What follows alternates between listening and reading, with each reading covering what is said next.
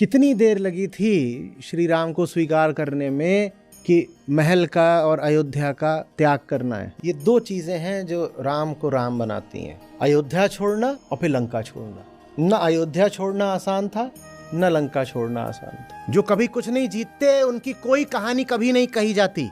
जो कभी कुछ नहीं जीतते उनकी तो कहानी कौन सुने, कौन कहे, कीड़े मकोड़े, क्या बात, बेकार। खनन क्या करना है, वो तो रावण इधर उधर से जो मिला वहीं से लूट लाट के दुनिया भर का सोना वहीं इकट्ठा कर रखा था।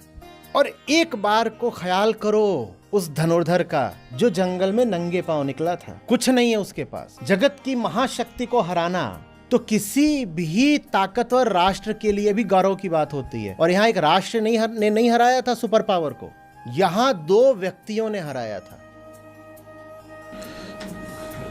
आप सब लोग अंदर आ गए, कुर्सियां बाहर चली गई। अब बेचारी कुर्सियां कैसे अटेंड करेंगी?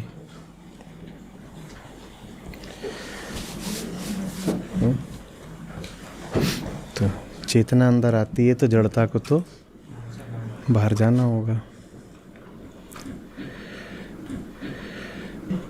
आइए आगे, इधर आ जाओ, है जगह इधर।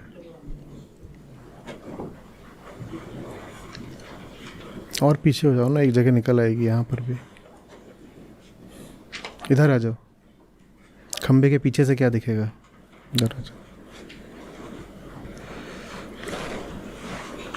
सब आ गए हैं?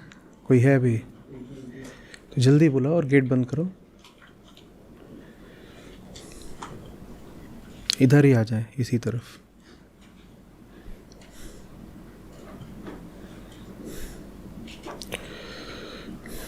थोड़ा सा जगह बनाइएगा पीछे होके, उनके लिए वहाँ बैठ लेंगे।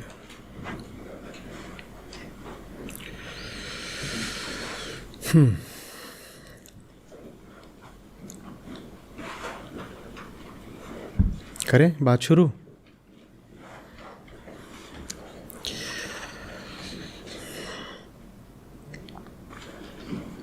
तो आज एक कहानी से शुरू करें और कहानी को ही फिर आगे तक ले जाएंगे। देखते हैं कहाँ तक जाती है। तो एक जवान लड़का था। आवाज़ नहीं आ रही? ये कैसे हो गया?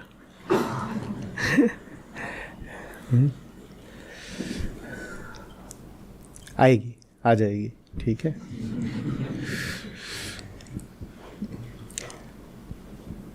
बाद में बहुत लोगों को कहना होता है कि आवाज़ नीची करिए।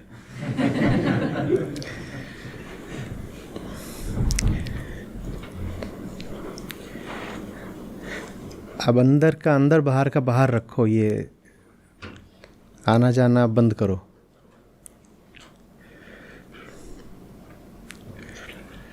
यहाँ भी बैठ सकते हैं 8 जने, कोई दिक्कत नहीं है।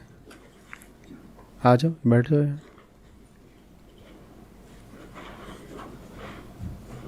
यहाँ। यहाँ ऊपर बैठ जाओ, या वहाँ बन रही हो तो कोई बात नहीं। हाँ तो ठीक है, वहीं बैठ जाओ।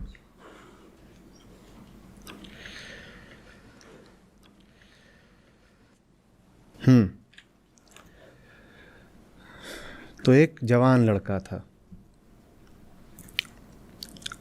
कुछ कुछ वैसा जैसा जवानी को होना चाहिए।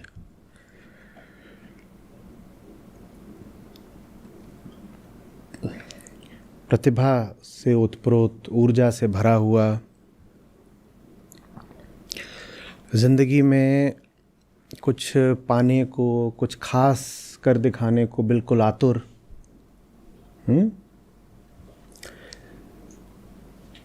जवानी की सारी उमंगें, सारे अरमान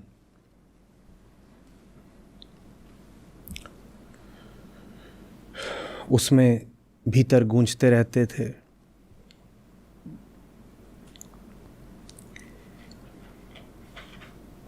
तो उसने वही करा आमतौर पे जो कोई युवा व्यक्ति करता है।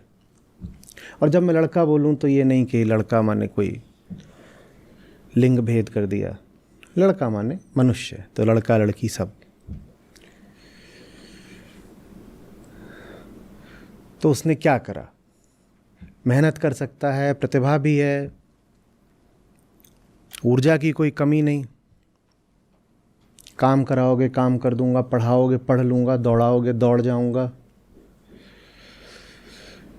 तो समाज जो अच्छे से अच्छा और ऊंचे से ऊंचा दे सकता है, वो उस लड़के ने हासिल करने की ठानी। तो सबसे पहले तो शिक्षा, लड़का है माने छात्र है, तो सबसे पहले तो शिक्षा। शिक्षा में जितनी ऊंची जगहें हो सकती थीं, संस्थान हो सकते थे, उसने सब में प्रयास करा और मोटे तौर पर सफलता भी पाई। तो उसने कहा कि ये चीज़ मुझे मिली, अच्छा है,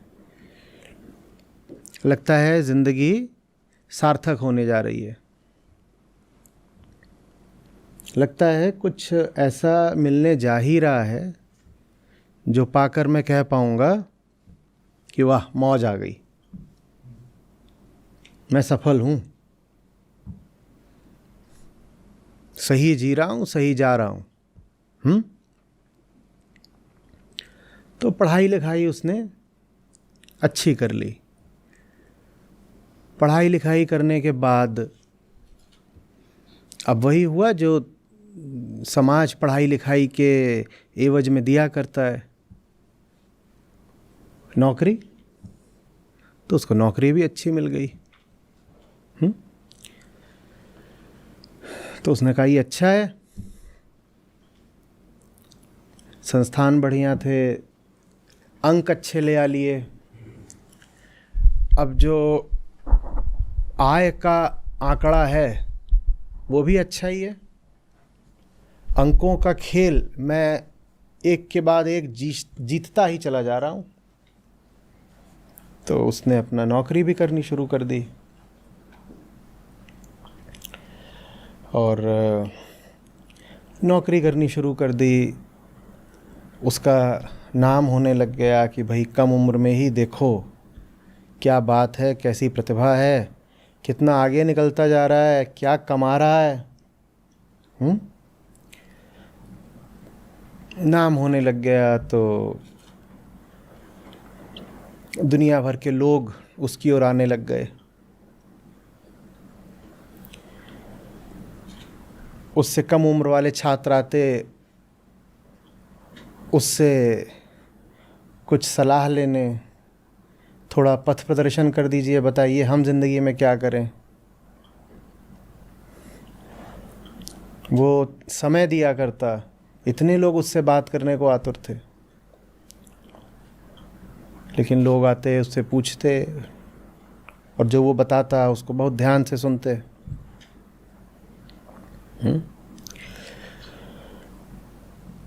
बड़े बूढ़े, इधर उधर के, दूर दूर के रिश्तेदार, जिनसे आम तौर पे कोई रिश्ता भी नहीं रहता, कोई बोल बातचीत नहीं रहती, वो भी आने लगे। वो बोलें कि हम आशीर्वाद देने आ रहे हैं, पर वो आशीर्वाद देने क्या आ रहे थे, वो तो संपर्क बनाने आते थे कि लड़का अभी बढ़िया नौकरी कर रहा है, कल परसों में शायद कहीं ये विदेश में बस भी जाएगा, आगे हमारे काम आएगा। और लड़कियां वो भी आकर्षित होने लग गईं। वो उसमें एक पहले रूमानी प्रेमी देखती थीं, फिर एक सुयोग्य वर देखने लग गईं। सोशल मीडिया पर उसके फॉलोअर बढ़ने लग गए, क्योंकि लोगों को पता था इसने क्या क्या क्या क्या हासिल करा है। लोग भी चीज़ें हासिल करना चाहते हैं, तो जिसको पाते हैं कि सफल हो चुका है उसके पीछे पीछे आ जाते हैं। लेकिन इस युवक की आकांक्षा और ऊंची थी। इसको नहीं तृप्ति मिल रही थी ये सब जो इसने पा लिया उससे। इसे आगे और आगे बढ़ते ही रहने की जैसे धुन लग गई थी। जीवन भर इसने करे यही था। 25 का हो गया था और अपनी ज़िंदगी के बीते 10-15 साल बस ये आगे आगे आगे ही बढ़ता रहा था। अब 25 का हो गया था और दुनिया, समाज, प्रचलित आदर्श उसे कुछ बता नहीं पा रहे थे कि अब और आगे कैसे बढ़ना है। अभी तक की तो राह बता दी थी, पढ़ लो, नौकरी कर लो, पैसा कमा लो, थोड़ा नाम हो जाएगा, घर बसा लो, इतना तो बता दिया था। पर इसके आगे ये उन्हीं सामाजिक लोगों से राय लेने जाता था तो वो एक ही बात बोल पाते थे कि इसके बाद तो अब बस एक ही चीज़ है कि जो आमदनी हो रही है उसको बढ़ाते जाओ और थोड़ा घर बढ़ा लेना। इसके बाद हम तुम्हें नहीं बता पाएंगे कि आगे क्या है। वो पूछा करता था आगे कुछ और तो होगा, अलग तो होगा। वो एक शब्द पर आकर के अटक गया था, बोलता था व्हाट्स बियॉन्ड। अब इसके आगे और क्या? Beyond beyond beyond. और अब कोई जवाब नहीं दे पा रहा था। वो 10वीं में था, उसने पूछा था इसके आगे क्या है, तो बोला था लोगों ने अभी 12वीं है। 12वीं में था, पूछा था इसके आगे क्या है, उन्होंने कहा था उच्चतर शिक्षा के संस्थान है। वहाँ गया तो पूछा यहाँ क्या है, तो बोले यहाँ आए हो तो यहाँ पर नंबर अच्छे हासिल करो, जितने तरीके की यहाँ पर संभावनाएं हो सकती हैं उनमें दक्ष हो जाओ। पूछा इसके आगे क्या है, बोले नौकरी। इसके आगे क्या है, एक और नौकरी। उसके आगे क्या है, इज्जत कमा लो। उसके आगे क्या है, घर बसा लो। उसके आगे क्या है, बोले अब इसके आगे तो बस यही है कि गाड़ी अब पटरी पर आ गई है और उसको जितनी दूर तक ले जा सकते हो ले जाओ। तो पूछता था किस अर्थ में इसको और दूर तक ले जाऊं, बोले पैसा। बोले इसके आगे तो अब यही बचता है, पैसा। और ज़्यादा लोगों से पूछने लग गया कि कुछ तो और होगा पैसे के अलावा, तो उन्होंने कहा ताकत, बल, सत्ता। जब पैसा आ जाएगा तो उसके साथ साथ कई तरीके की ताकतें इकट्ठा हो जाती हैं, वो भी धीरे धीरे आ जाएंगी। उसने कहा इसमें तो कोई बियॉन्डनेस ही नहीं है, ये तो बात जम नहीं रही। वो बहुत इधर उधर जा कर के पूछने लगा। साल, 2 साल, 3 साल, 4 साल बीतने लगे और उसने ज़िंदगी में कभी भी 3 साल बिना प्रगति के गवाए नहीं थे। बहुत तेज़ गति से उसका जीवन चला था। हर साल वो कोई ना कोई नई उपलब्धि हासिल करता हुआ चला था। ये उसके लिए बहुत भयानक बात थी कि 3 साल 4 साल अब बीत रहे थे और उसको नहीं दिखाई पड़ रहा था कि उन्नति का अगला आयाम क्या हो सकता है। वो बहुत परेशान हो गया। पहले वो जाकर के लोगों से पूछा करता था कि आगे कैसे बढ़ना है। अब वो जाकर के मनोचिकित्सकों से मिलने लग गया कि आगे तो बढ़ नहीं सकता, जहाँ पर हूँ वहीं पर संतुष्ट हो जाने का कोई तरीका है, कोई दवा, कोई गोली, विधि वगैरह बताइए।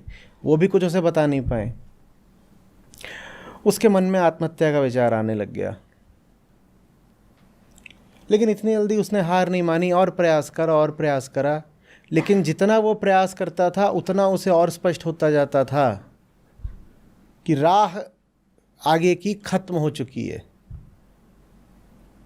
आगे एक दीवार खड़ी है, वो दीवार कह रही है कि या तो बाएं निकल जाओ या दाएं निकल जाओ, आगे अब नहीं जा सकते।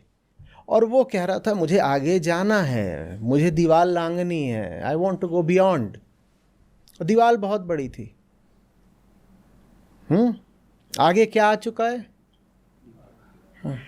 वो बोलता था कल डिसैक, यहाँ राह समाप्त होती है।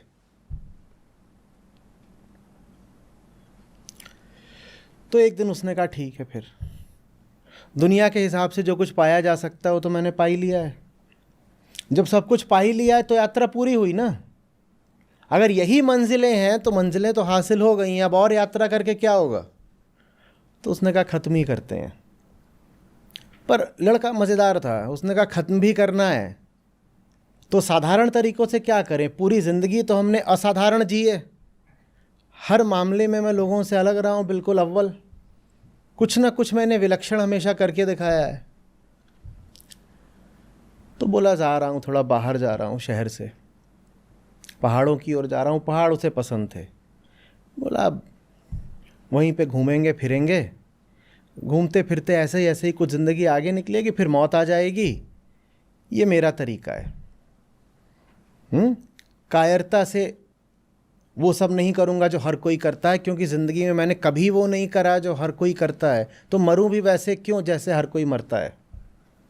ये जहर खाना और ये पंखे पे लटक जाना और पानी में कूद जाना, अरे ये बेकार की बात, ऐसे नहीं। वो जंगल निकल गया, जंगल में घूम रहा है इधर उधर, पहाड़ हैं अच्छे हैं। उसको शाम हो रही थी एक दिन, एक तरफ थोड़ी रोशनी दिखाई दी, सिर्फ एक तरफ। जंगल बहुत घना तो नहीं था, पर वहाँ आबादी भी नहीं थी, किसी और दिशा में रोशनी नहीं थी, बस एक तरफ को कुछ उसे रोशनी दिखाई दी। उससे थोड़ा कौतूहल हुआ, बोला यहाँ क्या है। वो वहाँ जाता है तो पाता है कि किसी ने पेड़ों के बीच में बड़े सुरुचिपूर्ण तरीके से 2 कमरे बना रखे हैं, और ऐसे बना रखे हैं कि अगर वहाँ प्रकाश ना हो तो उन कमरों का किसी को पता भी नहीं चल सकता। वो कमरे जंगल को काट कर नहीं बनाए गए हैं, वो कमरे ऐसे हैं जैसे वो जंगल में उगे हों, जैसे वो जंगल का हिस्सा हों, जैसे वो जंगल से भिन्न हो ही नहीं। ये तो अभी रोशनी थी इसलिए पता चल गया कि कुछ है, नहीं तो पता भी नहीं लगता। तो जब तक वहाँ पहुँचा तब तक सूरज पूरी तरह ही ढल चुका था, रात ही हो गई थी, खिड़की से रोशनी आ रही थी। उसने एक पल तो विचार किया, सोचा कुछ खतरा भी हो सकता है, यहाँ कौन आकर के बसेगा आबादी से दूर। फिर उसने कहा खतरे का क्या मतलब है भाई, तुम तो आत्महत्या ही करने आए थे। जो आत्महत्या करने निकला वो विचार कर रहा है कि कहीं यहाँ खतरा तो नहीं। तो उसने खटखटा दिया तो किसी ने दरवाज़ा खोला। जिसने दरवाज़ा खोला वो व्यक्ति इस युवक से आयु में महज कुछ वर्ष बड़ा रहा होगा, पर दिखता बहुत बड़ा था। बाल उसके लंबे हो गए थे, उसने दाढ़ी रख ली थी, दाढ़ी सफ़ेद होने लगी थी। जब उसने दरवाज़ा खोला तो इसकी युवक की नज़र भीतर गई। कमरा छोटा सा था। वो पाता है क्या है कमरे में, एक तरफ एक बिस्तर है, और जितना बड़ा बिस्तर है उससे ज़्यादा बड़ी एक पढ़ने की मेज़ रखी हुई है, और उस पर किताबें ही किताबें। और एक तरफ रखी हुई थी एक वीणा। इसके अलावा उस कमरे में कुछ नहीं था भी तो नाम मात्र की कुछ सामग्री रही होगी। उसकी निगाह जाती है, दरवाज़ा था, एक दूसरा कमरा था, वहाँ पर शायद खाने पकाने का कुछ प्रबंध रहा होगा। इससे ज़्यादा कोई व्यवस्था ही नहीं। ये युवक एकदम विस्मय में पड़ गया, बोलता है ये क्या है, ये यहाँ कैसे है। और उसने देखा वो व्यक्ति अभी काम ही कर रहा था, उसकी मेज़ पर कलम पड़ी हुई थी, कागज़ पड़ा हुआ था, वो कुछ लिख रहा था। शायद कोई पांडुलिपि थी, कोई मैन्युस्क्रिप्ट थी। उसने पूछा आप कौन हैं? बोले समझ ही गए होगे, मेज़ को मेरी इतनी गौर से देख रहे हो कि लेखक हूँ। मैं अंदर आ सकता हूँ? अब यहाँ तक आ गए हो तो अंदर भी आ जाओ, बैठो। बैठने के लिए एक ही कुर्सी है, उस पर मैं काम करता हूँ, यहाँ कोई मेहमान आते नहीं हैं, इसी कुर्सी पर बैठ जाओ, मैं बिस्तर पर बैठ जाता हूँ। क्या बात है, कैसे भटक आए, पानी पियोगे? जी पानी हाँ मिल जाता तो ठीक है। अंदर से पानी लेकर के आता है, एक साधारण सा गिलास उसको दे देता है, पियो। जितनी देर में पानी लेने गया था उतनी देर में मेज़ से सटी हुई कुर्सी पर बैठकर इस युवक ने उस पांडुलिपि, जो मैन्युस्क्रिप्ट थी, जो लिखा जा रहा था, उसका कुछ अंश पढ़ लिया था। जो लिखा जा रहा था वो बहुत ही खूबसूरत था। इतनी प्यारी कविता इस युवक ने कभी ज़िंदगी में पढ़ी नहीं थी। इतने में पानी आ गया, इसने पानी पिया। इसने पूछा कि आप कौन हैं? उस व्यक्ति ने जवाब दिया, ये प्रश्न पूछने का अधिकार तुमसे पहले मेरा है। क्योंकि आए तुम हो यहाँ पर, तो पहले परिचय भी तुम दोगे अपना, तुम कौन हो। अब हमारा जवान दोस्त कॉरपोरेट जगत से आया था, तो उसी हिसाब से अपना परिचय देने का आदी हो चुका था। तो जब बोला गया कि अपना परिचय दो, तो उसको ऐसे सुनाई दिया जैसे किसी कंपनी का कोई एचआर एग्जीक्यूटिव बोल रहा हो, काइंडली इंट्रोड्यूस योरसेल्फ। तो उसने अपना परिचय वैसे ही देना शुरू कर दिया जैसे सीवी पर परिचय दिया जाता है। तो उसने बताना शुरू कर दिया कि 10वीं में यहाँ से पढ़ा हूँ, 12वीं यहाँ से करी है, फिर इस शीर्ष संस्थान में गया, वहाँ से आगे बढ़ कर के पोस्ट ग्रेजुएशन के लिए वहाँ गया, फिर ये किया, फिर ये नौकरी, फिर वो नौकरी, फिर ये हासिल किया, फिर ये तमगा मिला, फिर ऐसा, फिर वैसा। वो व्यक्ति बहुत ध्यान से युवक को सुनता रहा। तो बोलता है, ठीक है, ये तुमने अपना परिचय बता दिया, अब यहाँ कैसे पधारे? बोलता है, यहाँ तो मैं इसलिए पधारा हूँ क्योंकि ये सब करके भी मुझे कुछ मिला नहीं है, और मैंने बहुत तलाश लिया। पिछले 3-4 बरस मैंने तलाश में ही बिताए हैं। अब वो छोड़ छाड़ के यहाँ आ गया हूँ कि ऐसे ही भटकता रहूँगा मौज में, और ऐसे ही भटकते भटकते किसी दिन कुछ हो जाएगा, जीवन लीला समाप्त हो, मेरी जीवन के प्रति आतुरता खत्म हो चुकी है। तो वो व्यक्ति मुस्कुराता है और कहता है, पहली बात तो ये कि तुम झूठ बोल रहे हो। युवक सकपकाता है, बोलता है, झूठ? क्या बोला मैंने? जानबूझ के तो कुछ नहीं। तो वो व्यक्ति बोलता है, तुम बोल रहे हो कि जो भी ऊंचे से ऊंचा हासिल किया जा सकता था वो तुम हासिल कर चुके हो। तो वो युवक बोलता है, हाँ बिल्कुल कर चुका हूँ, और आप मेरा प्रोफेशनल रिकॉर्ड देख लीजिए, आप मेरा एकेडमिक रिकॉर्ड, मेरा पूरा विद्यार्थी जीवन देख लीजिए, बताइए क्या नहीं मैंने हासिल किया। तो बोलता है, अच्छा। तो बोलता है, कहाँ के हो? बोलता है, दिल्ली का हूँ। बोलता है, अच्छा। बोलता है, ये 10वीं से तुमने अपनी कहानी की मुझे शुरुआत बताई, कितने हासिल किए थे 10वीं में? वो बोलता है, 96। तो व्यक्ति बोलता है, और 96 हासिल करके तुम मुझे बता रहे हो कि जो कुछ भी उच्चतम पाया जा सकता था वो तुमने पा लिया है 98। तो युवक मुस्कुराता है, बोलता है, sir glad to meet you.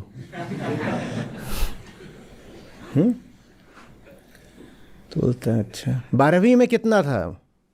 बोलता है, 93। वो व्यक्ति बोलता है, 96। प्रवेश परीक्षा में, एंट्रेंस एग्जाम में कौन सी रैंक आई थी? बोलता है, सर बहुत बढ़िया किया था, ऑल इंडिया टॉप 100 में था। वो व्यक्ति बोलता है, ऑल इंडिया टॉप 10।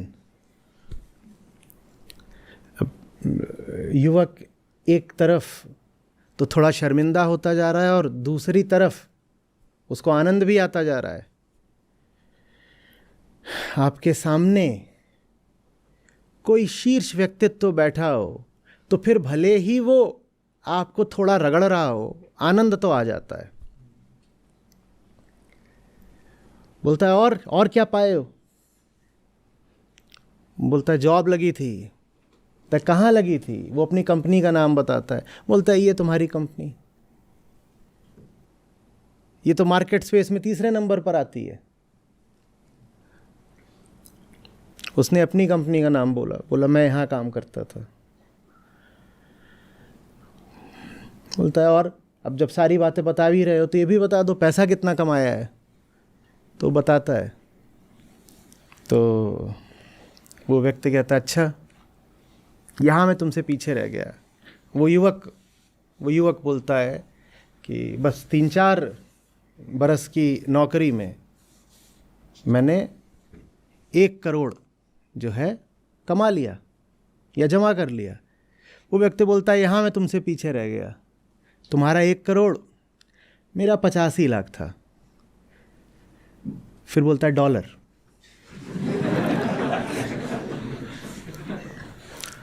तुम 3-4 साल में करोड़ जमा करके बैठे थे, मेरा 85 लाख था लेकिन डॉलर था।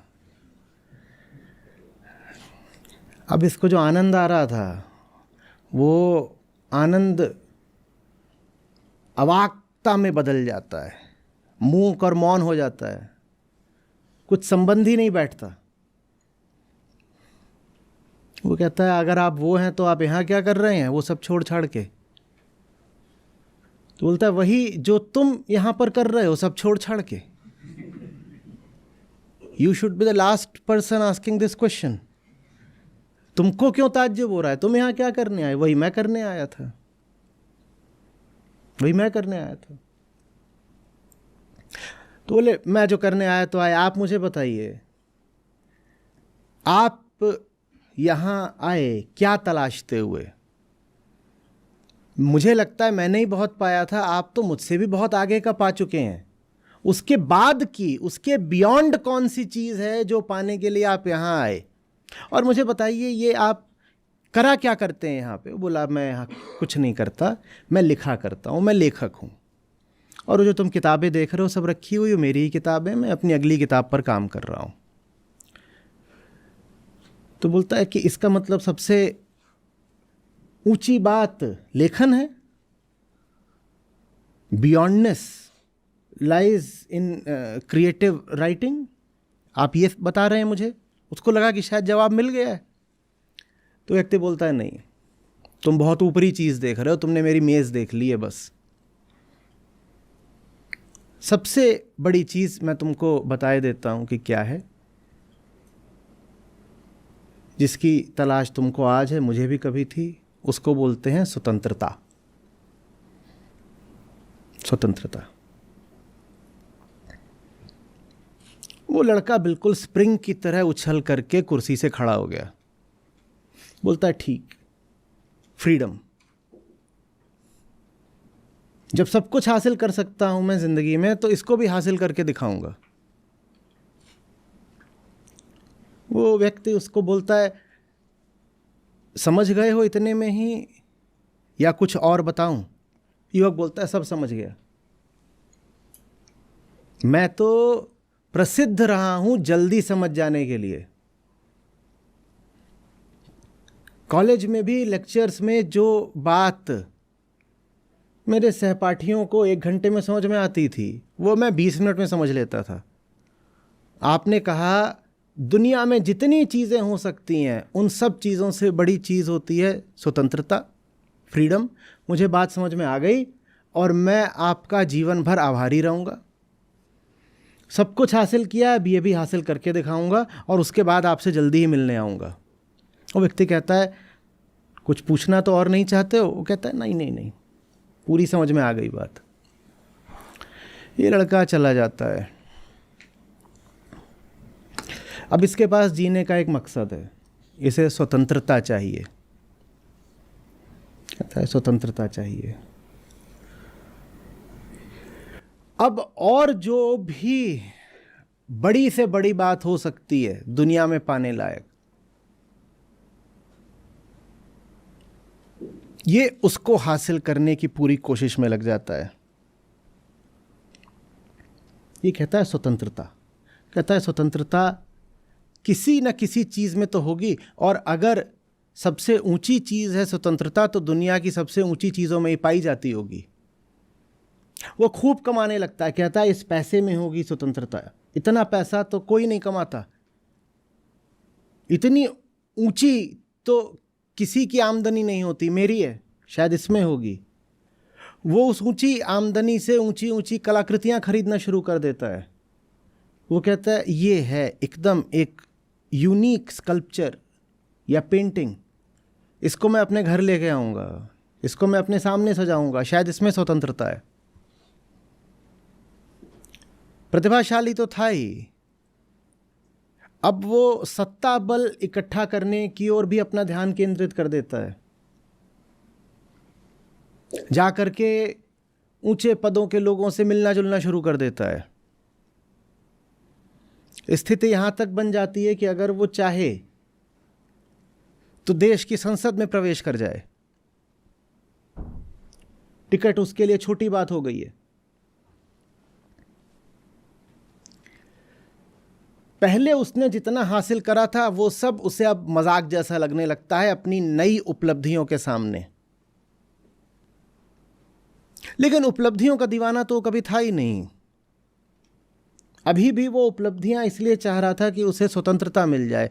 उसे जो भी उपलब्धि मिलती जा रही है, हर उपलब्धि से एक ही सवाल पूछ रहा है, क्या तुम्हारा नाम है स्वतंत्रता? क्या तुम्हारा नाम है? क्या तुम्हारा नाम है? क्या तुम्हारा नाम है? क्या तुम्हारा नाम है? उसने देश छोड़ दिया, वो बाहर चला गया, उसने काम बदल दिया।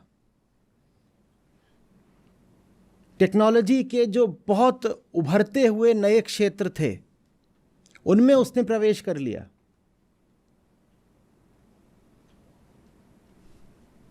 ज्ञान के हर नए तत्व से वो यही प्रश्न पूछता,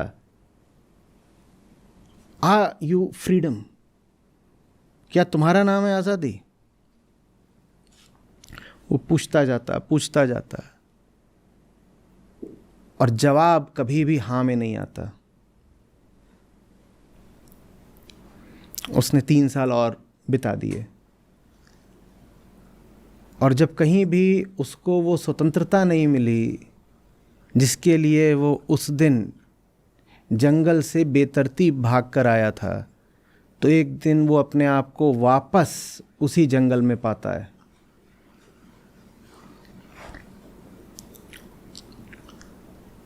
वो पूछता है, आपने जो मुझे बताया वो सुनने में तो बहुत अच्छा लगा, पर कहीं मिल नहीं पाया।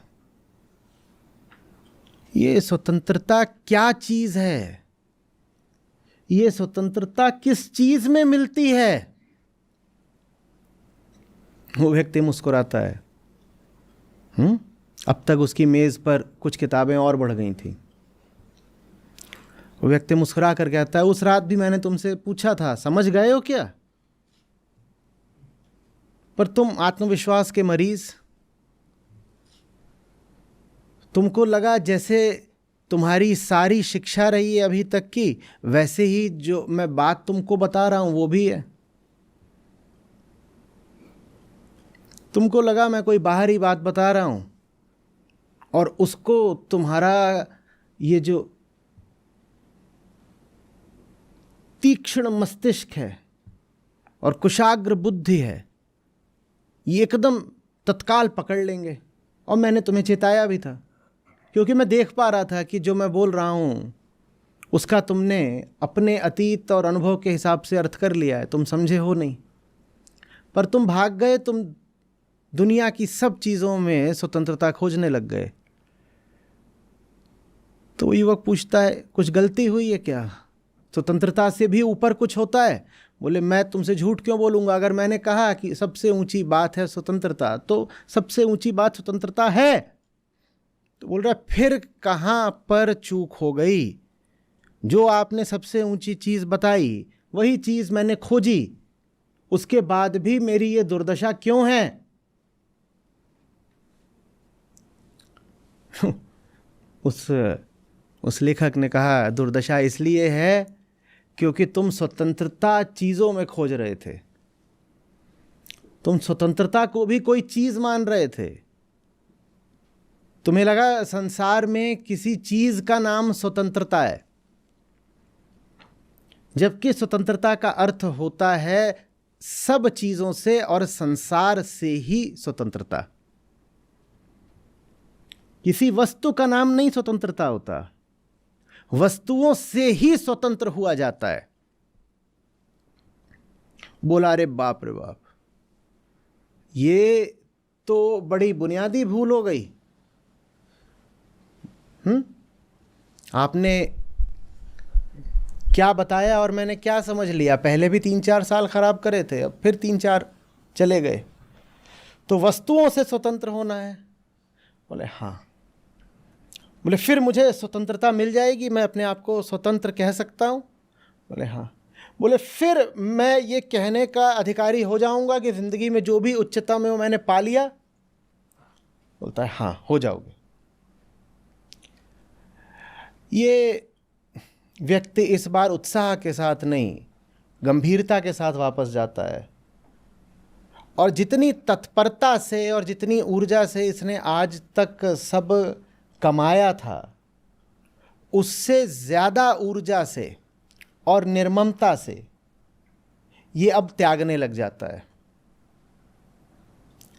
ये कहता है ये भी छोड़ा, ये भी छोड़ा, ये भी छोड़ा, ये भी छोड़ा, ये भी छोड़ा, और मुझे देखने दो कि सब कुछ छोड़ते जाने के बाद भी जिया जा सकता है कि नहीं। और अगर मुझे बताया गया है कि ये स्वतंत्रता सबसे बड़ी बात है, तो निश्चित रूप से ये सब छोड़ने के बाद का जीवन सबसे बड़ा जीवन होगा। मुझे उस जीवन को देखने दो, मैं उसे पाना चाहता हूँ। ये अब छोड़ता जाता है, छोड़ता जाता है, छोड़ता जाता है, और जैसे जैसे छोड़ता जाता है इसे हक मिलता जाता है ये कहने का आई एम फ्री, मैं आज़ाद हूँ। ये पाता है कि मन हल्का होता जा रहा है, माथा निर्बोझ होता जा रहा है। बहुत सारे काम जो उसे सिर्फ इसलिए करने पड़ते थे कि कुछ सिद्ध करना है, उन कामों को करने की ज़रूरत नहीं है। बहुत से जो सपने कभी सोते हुए आते थे, कभी जगते हुए, उन सपनों से पिंड छूट जाता है।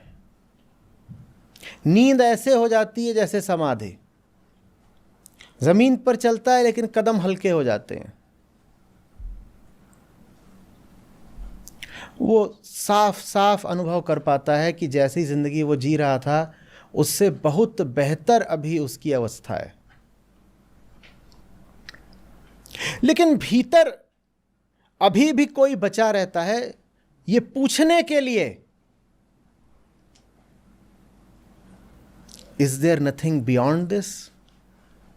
क्या इसके आगे कुछ नहीं है? क्या ये आखिरी बात है?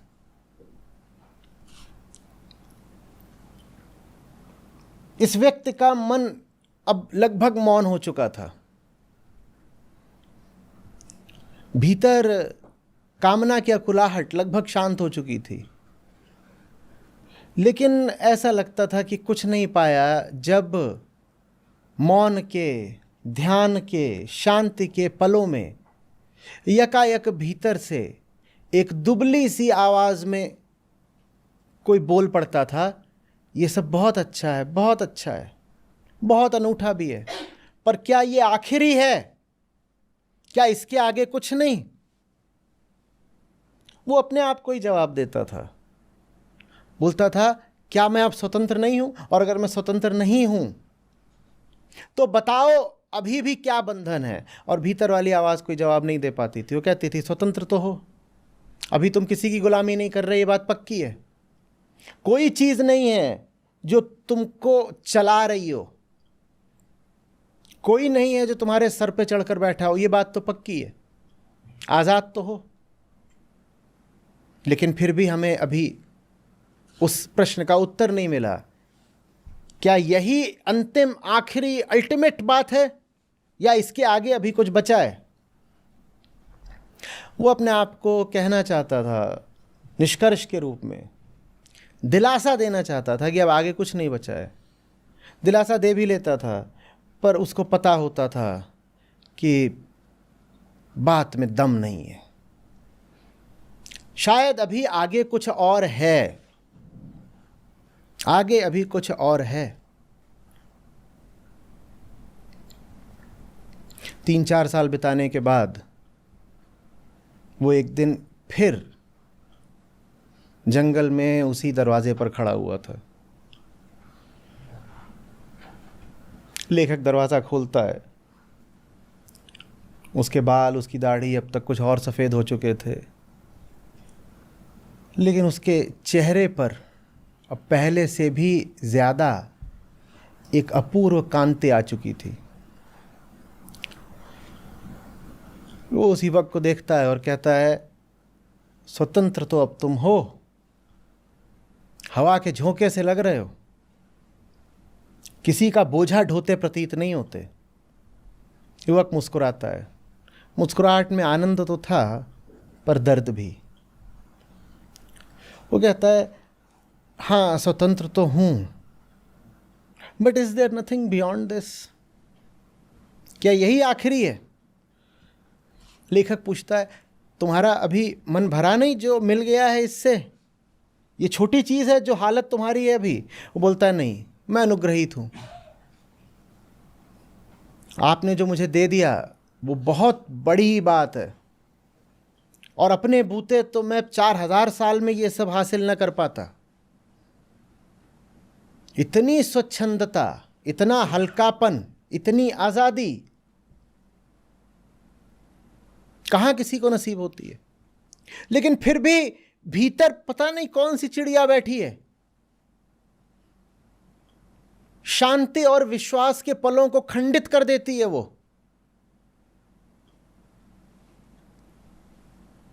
क्या पूछ बैठती है?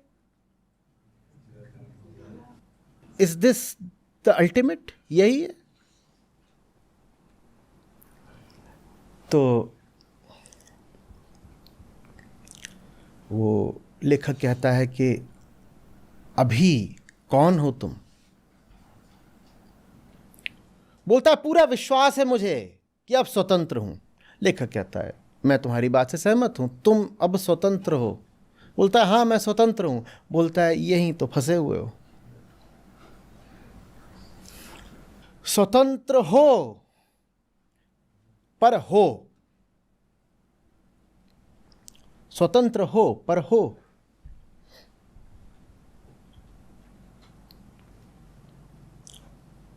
बहुत अचरज में भर करके हमारा जवान दोस्त उस लेखक का चेहरा देखता है। कुछ एकदम ऐसी बात कही जा रही थी जिसको वो समझ नहीं पा रहा था, और ये उसके साथ जीवन में पहली बार हो रहा था कि उससे कुछ ऐसा कहा गया था जो उसकी समझ के बाहर का था। उसको ऐसा प्रतीत हुआ जैसे उसके मन में कुछ विस्फोट हो गया है बड़ा भारी, जैसे भीतर जो कुछ भी था उसके चीथड़े उड़ गए हैं। सामने कुछ ऐसा खड़ा है जो उसकी पहुंच और समझ से बहुत बहुत आगे का है, और उस विस्फोट के आखिरी शब्द में उसको यही सुनाई दिया, यही है बियॉन्डनेस, यही है आगे की बात। जब कुछ ऐसा हो जिसका तुम अर्थ कर ही नहीं सकते अपने रहते हुए। मैं स्वतंत्र हूं तक ठीक है, अपने होते हुए भी स्वतंत्र हुआ जा सकता है, पर वास्तविक स्वतंत्रता तो तब है जब मैं भी ना रहूं। मैं भी ना रहूं का अर्थ क्या हुआ ये उसको नहीं समझ में आ रहा था, क्योंकि जब तक मैं हूं अर्थ करने के लिए, तभी तक तो अर्थ करा जा सकता है। और अर्थ इस बात का करना है कि मैं अब हूं ही नहीं, तो मैं अपने होते हुए इस बात का अर्थ कैसे करूं कि अब मैं हूं ही नहीं। कल्पना करो कि तुम कल्पना नहीं कर रहे हो। कल्पना में विस्फोट हो गया, कल्पना करने वाला उपकरण जाम हो गया, मन की गति एकदम ठहर गई, कुछ ठोस भीतर ऐसा था जो टूट नहीं रहा था, उसके चीथड़े उड़ गए।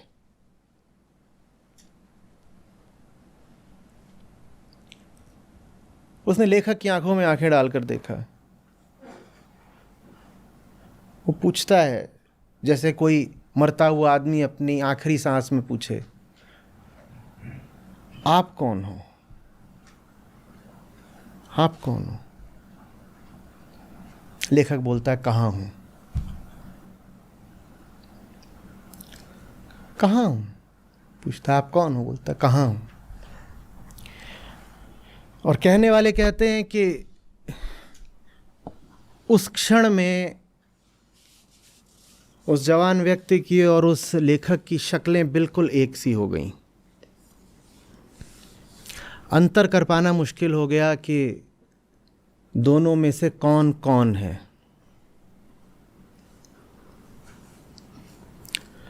परंपरा चली आ रही है कि वो दोनों आमने सामने ऐसे खड़े थे उस पल जैसे कोई दर्पण के सामने खड़ा होता है।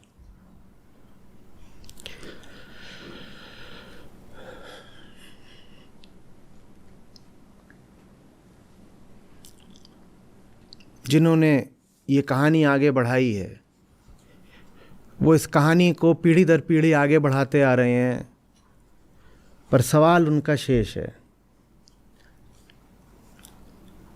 ये स्वतंत्रता चीज क्या है?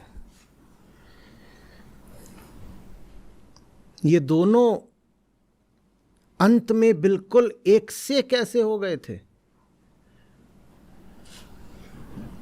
ये मामला क्या है?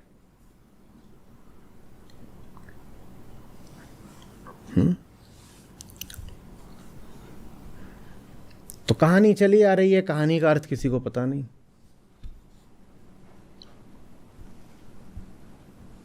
आपको पता हो तो बताइए। दोनों आत्मा हो गए, आप ही बताओ।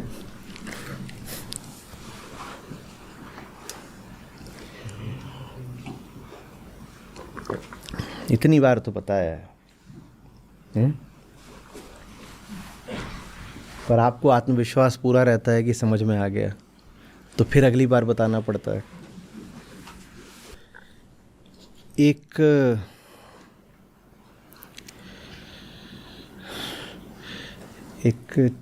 चीज है जो हमें चाहिए।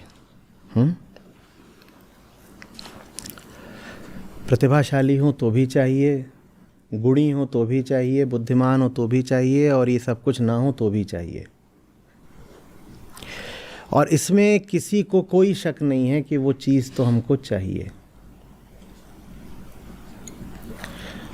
दिक्कत बस ये है कि हम उस चीज़ को चीज़ समझ लेते हैं।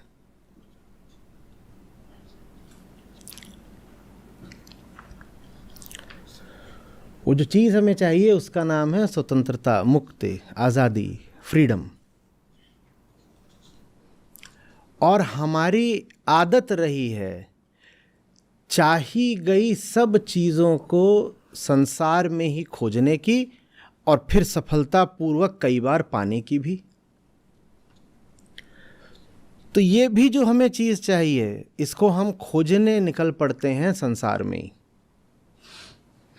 जो भी व्यक्ति संसार में खोज रहा है, खोज इसी को रहा है, और कोई ऐसा नहीं है जो खोज नहीं रहा हो। जीवित होने का अर्थ ही होता है गतिमान होना, और गति का अर्थ ही होता है तलाश। ऐसे ही थोड़ी आप इधर से उधर चलते रहते हो, ऐसे ही थोड़ी आंखें इधर से उधर भटकती हैं। ये जो मन को हम चंचल बोल देते हैं बार बार, उसकी चंचलता कोई बेसबब थोड़े ही है।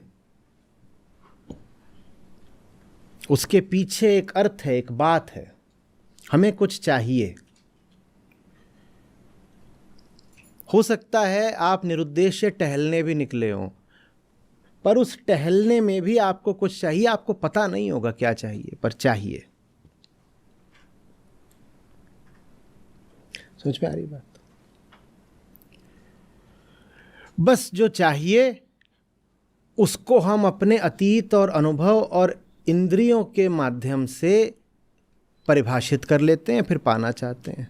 हम कहते हैं आज तक तो हमने पानी मांगा, पानी कहाँ मिला? बाहर मिला। हमने कपड़ा मांगा, कपड़ा कहाँ मिला? बाहर मिला। चश्मा मांगा, चश्मा कहाँ रखा था? बाहर रखा था। कुछ पैसे चाहिए थे, पैसे कहाँ से पाए? बाहर से पाए। दुनिया का सबसे बड़ा अरबपति हो, उसने भी अपने पैसे कहीं बाहर से ही पाए, अपने घर में तो नहीं उगाए, कहीं ना कहीं से लेकर ही आया है। कोई चीज हमारे पास ऐसी नहीं होती है जो हमने बाहर से ना पाई हो, खोज के बताइएगा। और तो और छोड़ दीजिए, ये जो शरीर है ये भी बाहर से ही पाया है, अपनी हस्ती ही बाहर से पाई है। हम में से कौन है जो स्वभावित है, जो स्वतः स्फूर्त उत्पन्न हो गया हो? पैदा भी तो हम दो बाहर वाले लोगों के शरीरों से हुए हैं। जो मिला है आज तक बाहर से ही मिला है। तो वो जो खास चीज हमें चाहिए उसको भी हम बाहर खोजने निकल पड़ते हैं। उसका नाम है स्वतंत्रता। वो मिलती नहीं है बाहर, क्योंकि स्वतंत्रता का अर्थ ही है जो कुछ बाहर है उससे स्वतंत्रता। समझ में आ रही है बात? वो चीज बाहर कैसे मिलेगी जब उसका अर्थ ही है बाहर वाली चीजों से आजादी। आजादी का विपरीत होता है गुलामी। जितना आप जो उच्चतम है, जिससे आपकी जिंदगी अर्थ पाती है, जिससे आपके प्राण बंधे हुए हैं, जो उच्चतम है आपके लिए, जितना ज़्यादा आप उसको बाहर तलाशोगे उतनी भयानक गुलामी रहेगी। तो आज़ादी की तलाश में हम और गहरे गुलामी में उतरते चले जाते हैं। आज़ादी जितना ज़्यादा बाहर तलाशी जाएगी उतना ज़्यादा उसका नाम बदलकर गुलामी हो जाएगा, क्योंकि आज़ादी के अलावा हमें कुछ नहीं चाहिए। शास्त्र में उसको ही मुक्ति बोलते हैं। तो जो आपके लिए सर्वाधिक मूल्य और महत्व रखता हो, अगर वो आपसे बाहर है तो आपकी हालत कैसी होगी सोचिए। जो चीज आपके लिए सबसे महत्व रखती है गहरा, उसको आप कहां रखना चाहते हो? अपने बिल्कुल पास। आजादी अगर आपसे बाहर कहीं है तो वो लगभग वैसी बात हुई कि आपका दिल आपसे बाहर कहीं धड़क रहा है। आपकी हालत कैसी रहेगी हमेशा? फिर बहुत घबराई हुई, कुछ भी हो सकता है। समझ में आ रही है बात? उच्चतम मूल्य जिस चीज का है वो चीज सब चीजों से मुक्ति का नाम है। इसका अर्थ क्या होता है? इसका अर्थ होता है कि कोई भी चीज आपके लिए बहुत बड़ी ना बन जाए, क्योंकि जो उच्चतम चीज है वो है ही यही कि कोई भी चीज आपके लिए बहुत बड़ी ना बन जाए। ये एक बात है, ये एक बात है, और ये एक बात है, और ये एक बात है। और सबसे बड़ी क्या बात है? सबसे बड़ी ये बात है कि इनमें से कोई भी बात बहुत नहीं बड़ी बात है। ये एक बात है, ये दूसरी बात है, ये तीसरी बात है, ये चौथी बात है। और सबसे बड़ी क्या बात है कि इन चार बातों में कोई भी नहीं मेरे लिए बहुत बड़ी बात है।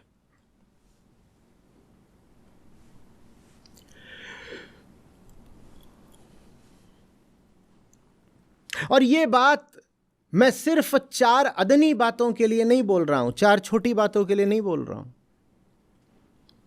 ये बात मैं उन बातों के लिए भी अगर बोल सकता हूं जो मेरे लिए सबसे ऊंची चार मूल्य की बातें हैं, तो फिर जो सबसे बड़ी बात है वो मेरे साथ है।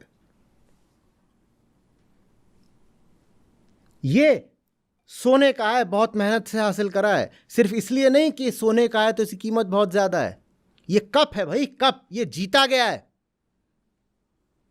दुनिया भर को परास्त करके सबसे बड़ा सिकंदर बन के मैंने ये कप जीता है। बहुत बहुत बड़ी बात है।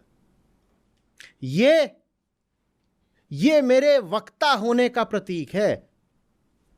आज मेरी बात करोड़ों लोग सुनते हैं, कोई साधारण बात नहीं है। ये मेरे सम्मान का, मेरे पद का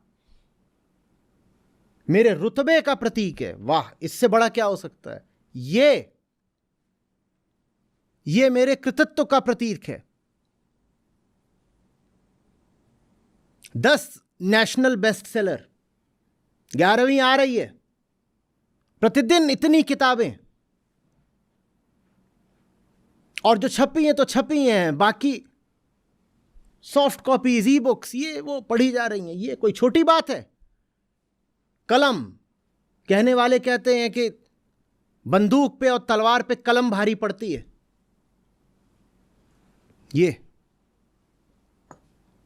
और ये बता रहा है कि आपकी बात अभी तक जो सुन रहे थे उनसे और ज्यादा लोगों तक फैल रही है। जहां तक पहुंचे हो वहां तक तो पहुंचे ही हो, आगे अभी और कई गुना लोगों तक पहुंचने वाले हो। बताओ, ये कितनी बड़ी बात है। बहुत बड़ी बात है। इस पर खुदा हुआ है, तुम सिकंदर हो। ये कितनी बड़ी बात है। बहुत बड़ी बात है। ये कितनी बड़ी बात है। बहुत बड़ी बात है। ये, अरे पूछिए ही मत, ये तो भविष्य है मेरा। ये तो कामना है पूरी मेरी। कल कहां कहां तक मेरी बात पहुंचेगी, ये उसका प्रतीक है।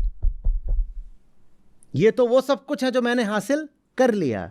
ये द्योतक है उस सब का जो मैं भविष्य में हासिल करना चाहता हूं। ये 4 बातें हैं बड़ी से बड़ी, पर सबसे बड़ी बात यह है कि इन चारों में से भी कोई बात बहुत बड़ी नहीं है। इसको कहते हैं स्वतंत्रता।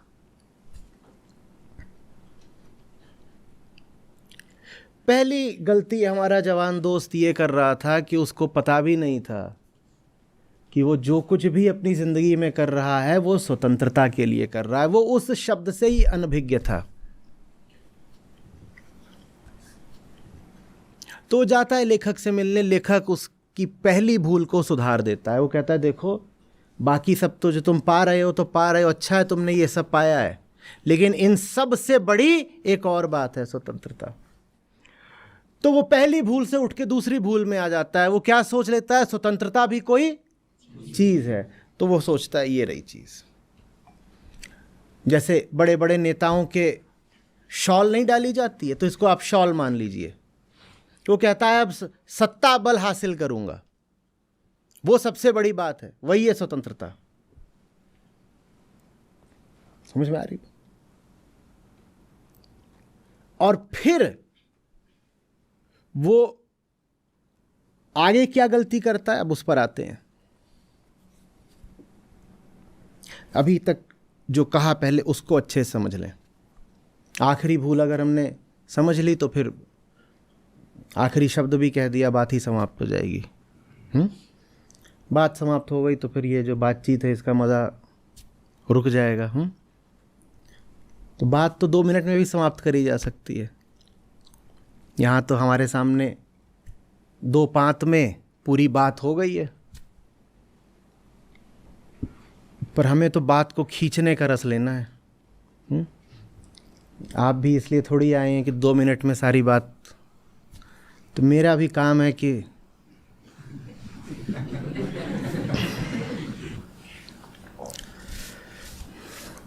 जीवन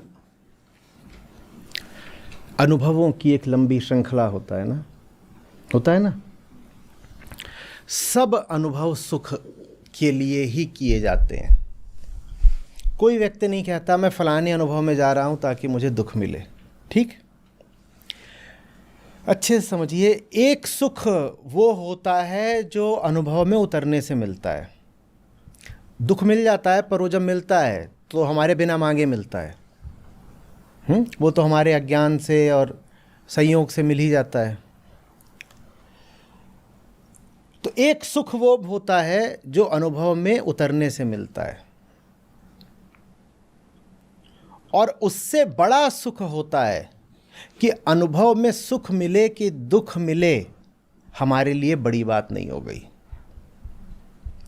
अनुभव से क्या मिलेगा, कितना मिलेगा, कब मिलेगा, वो हमारे हाथ में नहीं होता। लेकिन अनुभव से जो कुछ भी मिलेगा वो हमारे लिए बड़ी बात नहीं बनेगा। ये बात बिल्कुल हमारी होती है। बाहर क्या होगा ये मेरे हाथ में नहीं है, पर बाहर जो कुछ भी होगा वो बाहर बाहर ही होगा, ये मेरे हाथ में है। बात समझ में आ रही है? बाहर कुछ ऊंचे से ऊंचा, बड़े से बड़ा हो सकता है, लेकिन उसका स्थान कभी नंबर 100 रहेगा और कभी नंबर 2 रहेगा। नंबर 1 कभी नहीं हो सकता। क्यों? क्योंकि बाहर जो कुछ भी होगा वो मुझे एक सीमा से ज़्यादा प्रभावित नहीं करना पाएगा। इसको स्वतंत्रता बोलते हैं। ये सबसे ऊंची बात होती है। इसी स्वतंत्रता के लिए नाम है आत्मा। आत्मा कोई पराभौतिक वस्तु नहीं, ना आत्मा हमारी कल्पना का कोई विषय है। सब अनुभवों से गुजरते हुए भी किसी भी अनुभव को बाप न बना लेने का नाम आत्मा है। अनुभव चाहे आपको कुछ न दे, चाहे बहुत कुछ दे दे, चाहे रोमांच दे, चाहे रुदन दे, अनुभव है बाहर की चीज है, कुछ हो गया। वो बाहर जो भी चीज थी, वो जितनी भी बड़ी चीज थी, उससे बड़ी चीज ये है कि उस बड़ी चीज से हम हिल नहीं गए। बाहर बड़ा भारी भूकंप आया, उस भूकंप में आपका शरीर पूरा कांप गया। हो सकता है आप गिर भी पड़े, हो सकता है आप चोट भी खा गए, लेकिन भीतर आप संयत बने रहे। अब बताओ, भूकंप ज्यादा बड़ा था या आपका अकंप ज्यादा बड़ा था? ये सबसे बड़ी बात होती है। और जिसको ये सबसे बड़ी बात नहीं पता होती, अगर उसमें ईमानदारी होगी तो उसकी हालत वैसे ही आत्महत्या जैसी बन जाती है जैसे हमारे जवान दोस्त की बन गई थी। हम में से ज़्यादातर लोग आत्महत्या की नहीं सोचते। इसका मतलब ये नहीं है कि हम बड़े सुखी संतुष्ट हैं। इसका मतलब ये है कि हमें अपनी हालत की बर्बादी का एहसास ही नहीं है। आत्महत्या की तो दार्शनिक सोचते हैं, विचारक सोचते हैं, जिन्होंने जीवन पर गौर करा होता है। वो बहुत तकलीफ से गुजरते हैं। खासकर अगर आप पश्चिमी विचारकों की जीवनियाँ पढ़ेंगे, उसमें कलाकार भी आएंगे, उसमें कवि भी आएंगे। आप अगर उनके बारे में पढ़ेंगे तो आप पाएंगे कि वो बिल्कुल दिल को फाड़ देने वाली पीड़ा से गुजरे हैं बहुत। और उनमें से कितनों ने तो सचमुच आत्महत्या ही करी। समझ में आ रही बात? आत्महत्या बिल्कुल प्राकृतिक परिणति है एक ऐसे जीवन की जहां आपको पता ही नहीं कि वो उच्चतम क्या है जिसको पाने के लिए आपका जन्म हुआ है। फिर आप पूछते हो कि फिर जब जन्म है क्यों पता ही नहीं, तो जन्म को लंबा काहे को खींचें, समाप्त करो ना। क्योंकि जीने के लिए कोई माकूल वजह तो होनी चाहिए, या यूं ही जिए जाएं। लेकिन जीने के लिए कोई वजह नहीं है, ये पता भी उनको चलता है जो जीवन के प्रेमी होते हैं, जो जीवन से कुछ उम्मीद रखते हैं, जिन्होंने अपने आप को एक औसत जिंदगी के सुपुर्द नहीं कर दिया होता, जिन्होंने अपने आप को भीड़ और समाज के बिल्कुल हवाले नहीं कर दिया होता, जो ईमानदारी से खुद का हाल पूछा करते हैं, उनको पता चलता है कि कितनी दुर्दशा है, वरना बाकी लोगों को पता ही नहीं चलता। बाकी लोग तो खुशियां मनाते हैं। दुख उनके हिस्से की चीज है जिनके पास कम से कम थोड़ा आत्मावलोकन हो, विचार हो, थोड़ा तो आत्मज्ञान हो, उनको दुख मिलता है। सुखिया सब संसार है, खावे और सोए, दुखिया दास कबीर है, जागे और रोए। संसार बहुत सुख में रहता है। मेरी फूटी किस्मत, अभी करवा चौथ था और उस दिन मैं वहां पे जाके एक रेस्टोरेंट में बैठ गया। किताब आने वाली है, मैन्युस्क्रिप्ट पे काम करना था। यहाँ पे काम करो तो ये लोग आकर के परेशान करते हैं, कुछ ना कुछ पूछने आ जाते हैं। ध्यान, मैं वहाँ चला गया, वहाँ अपना लैपटॉप लेके बैठा हूँ और मैंने कितना कोसा अपने आप को। मैंने कहा तुम्हें इतनी अकल नहीं है, आज दिन कौन सा है? मुझे ऐसे ऐसे भयानक मंजर दिखाई दिए, मुझे आज तक खौफनाक सपने आते हैं।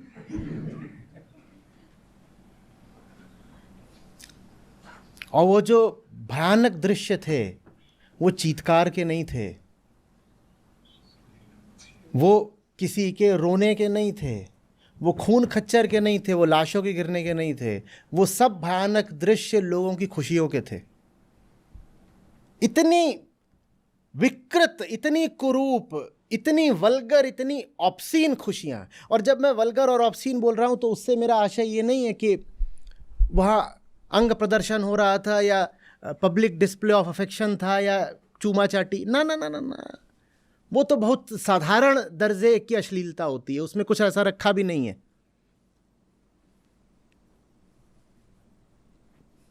वो जो हो रहा था वो शब्दों से बाहर की बात है, उसको बताना बड़ा मुश्किल है कि क्या हो रहा था। सुखिया सब संसार है, खावे और सोए।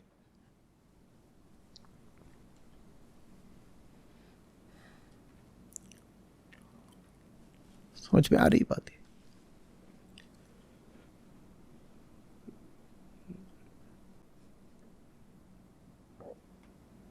आपकी तकलीफें उस दिन से शुरू हो जाती हैं जिस दिन आप इंसान बनना शुरू करते हो। तकलीफें नहीं शुरू करनी है ना तो जानवर बने रहिएगा। जिस दिन आपकी चेतना थोड़ी खुलने लगेगी उस दिन आप पाओगे कष्ट खुलने लग गया। आप देखोगे, आप सवाल पूछोगे, आप समझना चाहोगे ये क्या है, आप तलाशोगे, कहीं प्रकाश है, आप सौंदर्य का पता मांगोगे, कहीं कुछ तो सुंदर दिखे।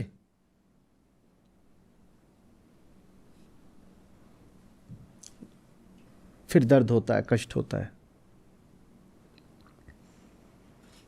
तब अक्सर उपाय ये निकलता है कि दोबारा जानवर बन जाओ, चारा खाओ और सो जाओ। कौन से जानवर ने आज तक शिकायत की कि मेरा अस्तबल, कि मेरी गौशाला, कि मेरा बाड़ा, मेरा पिंजड़ा कुरूप है? कोई घोड़ा आज तक बोलने आया कि अरे जरा सा सौंदर्य का भी तो ख्याल करो, एस्थेटिक्स?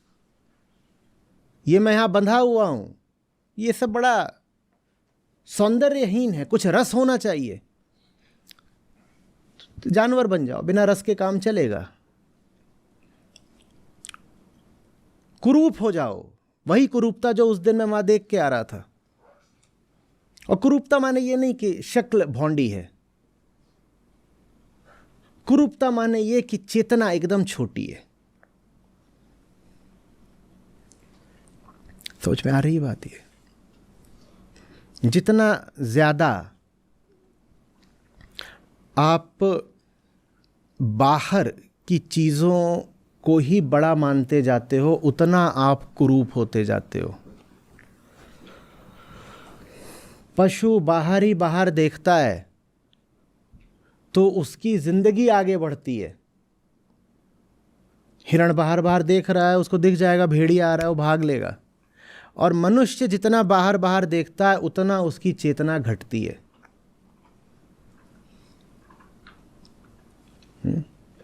लेकिन बाहर तो देखना पड़ेगा,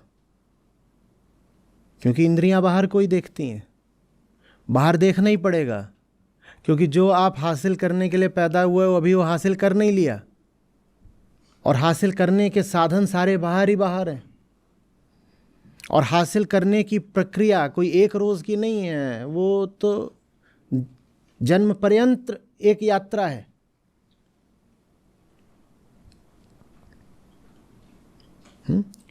इस पूरी प्रक्रिया में बाहर बहुत कुछ मिलेगा, यात्रा चलेगी, चीजें मिलती जाएंगी। जो कुछ भी मिले उसके प्रति दृष्टि कभी भी ये ना हो जाए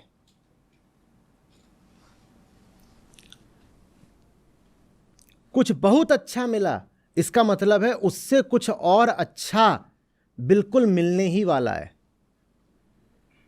कुछ बहुत अच्छा मिला, इससे कुछ और अच्छा बस मिलने ही वाला है क्या? इसे बहुत अच्छा मत मानो, ये इससे भी अच्छी बात है कि कुछ बहुत अच्छा मिला। ये सूत्र पकड़िए, यहीं पर हमारा जवान दोस्त चूक कर रहा था। ये कब तो मुझे हासिल करना पड़ेगा क्योंकि मैं मनुष्य हूं और मुझे कुछ पाना है। पाने की यात्रा में एक एक करके उपलब्धियां आएंगी। उपलब्धि यह भी हो सकती है कि कब हासिल किया, यह भी हो सकती है कि हासिल नहीं किया। आ रहा था, हमने कहा नहीं चाहिए।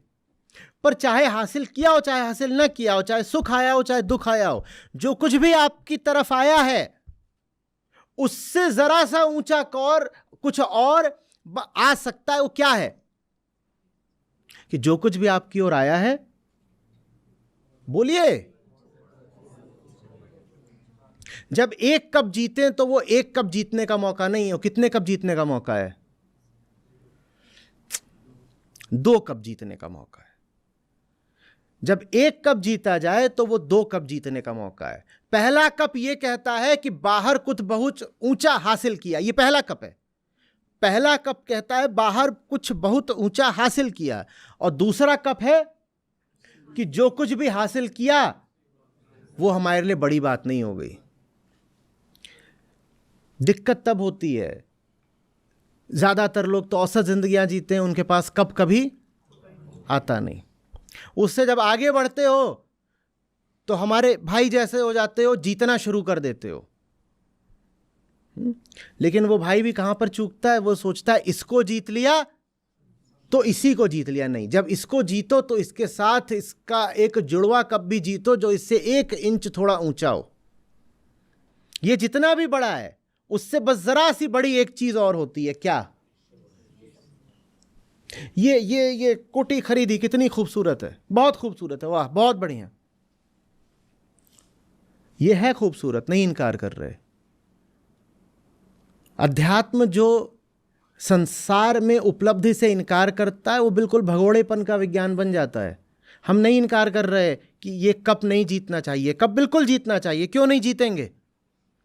आज हमने जो कहानी सुनी वो कहानी क्या शुरू भी हो पाती अगर हमारे मित्र ने जीवन में श्रम न करा होता और उपलब्धियां न हासिल करी होती, कहानी शुरू ही नहीं होती। शुरू नहीं होती तो खत्म तक कैसे पहुंचेगी? अंत अपना और निष्पत्ति कैसे हासिल करेगी अगर शुरुआत तो है, हाँ ये हासिल करना है। और ये जब हासिल करना है तो इसको हासिल करना तुरंत उसी समय कुछ और हासिल करने का अवसर है। क्या? ये जितना भी, ये मान लीजिए ये कप है, बड़ा वाला कप है, ट्रॉफी जैसा, और 2 फुट का है। तो 2 फुट 1 इंच की कौन सी चीज है कि जब ये हाथ में लिया तो ऐसे लिया जैसे चीज बड़ी हल्की है, बहुत हल्की है। हम ये नहीं कह रहे इसको उठा के फेंक दो। वैराग्य का अर्थ ये नहीं होता कि हाथ में ये कभी उठाने की नौबत ही नहीं आई, वो वैराग्य नहीं कहलाता, वो अकर्मण्यता कहलाती है कि जिंदगी में कभी कुछ जीता ही नहीं। जो कभी कुछ नहीं जीतते उनकी कोई कहानी कभी नहीं कही जाती। आज हमने जो कहानी कही उसमें 2 किरदार थे और दोनों कौन थे? दोनों विजेता थे और शीर्ष कोटि के विजेता थे। जो कभी कुछ नहीं जीतते उनकी तो कहानी कौन सुने, कौन कहे, कीड़े मकोड़े, क्या बात, बेकार बात। लेकिन इसको हासिल करने पर रुक नहीं जाती है। बात यह है कि जब ये हासिल करो तो ऐसे पकड़ो जैसे बढ़िया चीज है, पर इससे ज्यादा बढ़िया चीज इधर है। और वो जो ज्यादा बढ़िया चीज इधर है वो क्या है कि ये कप है और इससे ऊंचा कप यहां है। तो इस कप का महत्व तो है, लेकिन इस कप से कम है। इसका महत्व तो बिल्कुल है, लेकिन और वो जो भीतर है वो और निखरता जाता है जितना आपके हाथ का ये कप बढ़ता जाता है।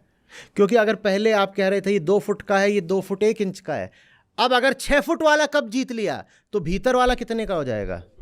6 फुट 1 इंच का। बाहर की उपलब्धि इसलिए नहीं जरूरी है कि बाहर की उपलब्धि पालोगे तो कुछ पालोगे। बाहर की उपलब्धि इसलिए जरूरी है कि बाहर जितना ज्यादा पाओगे, भीतर उससे भी ज्यादा बड़ा होने का अवसर मिलता जाएगा। जब 6 फुट का कप पाओगे तभी तो भीतर 6 फुट 1 इंच के हो पाओगे ना। समझ में आ रही है बात?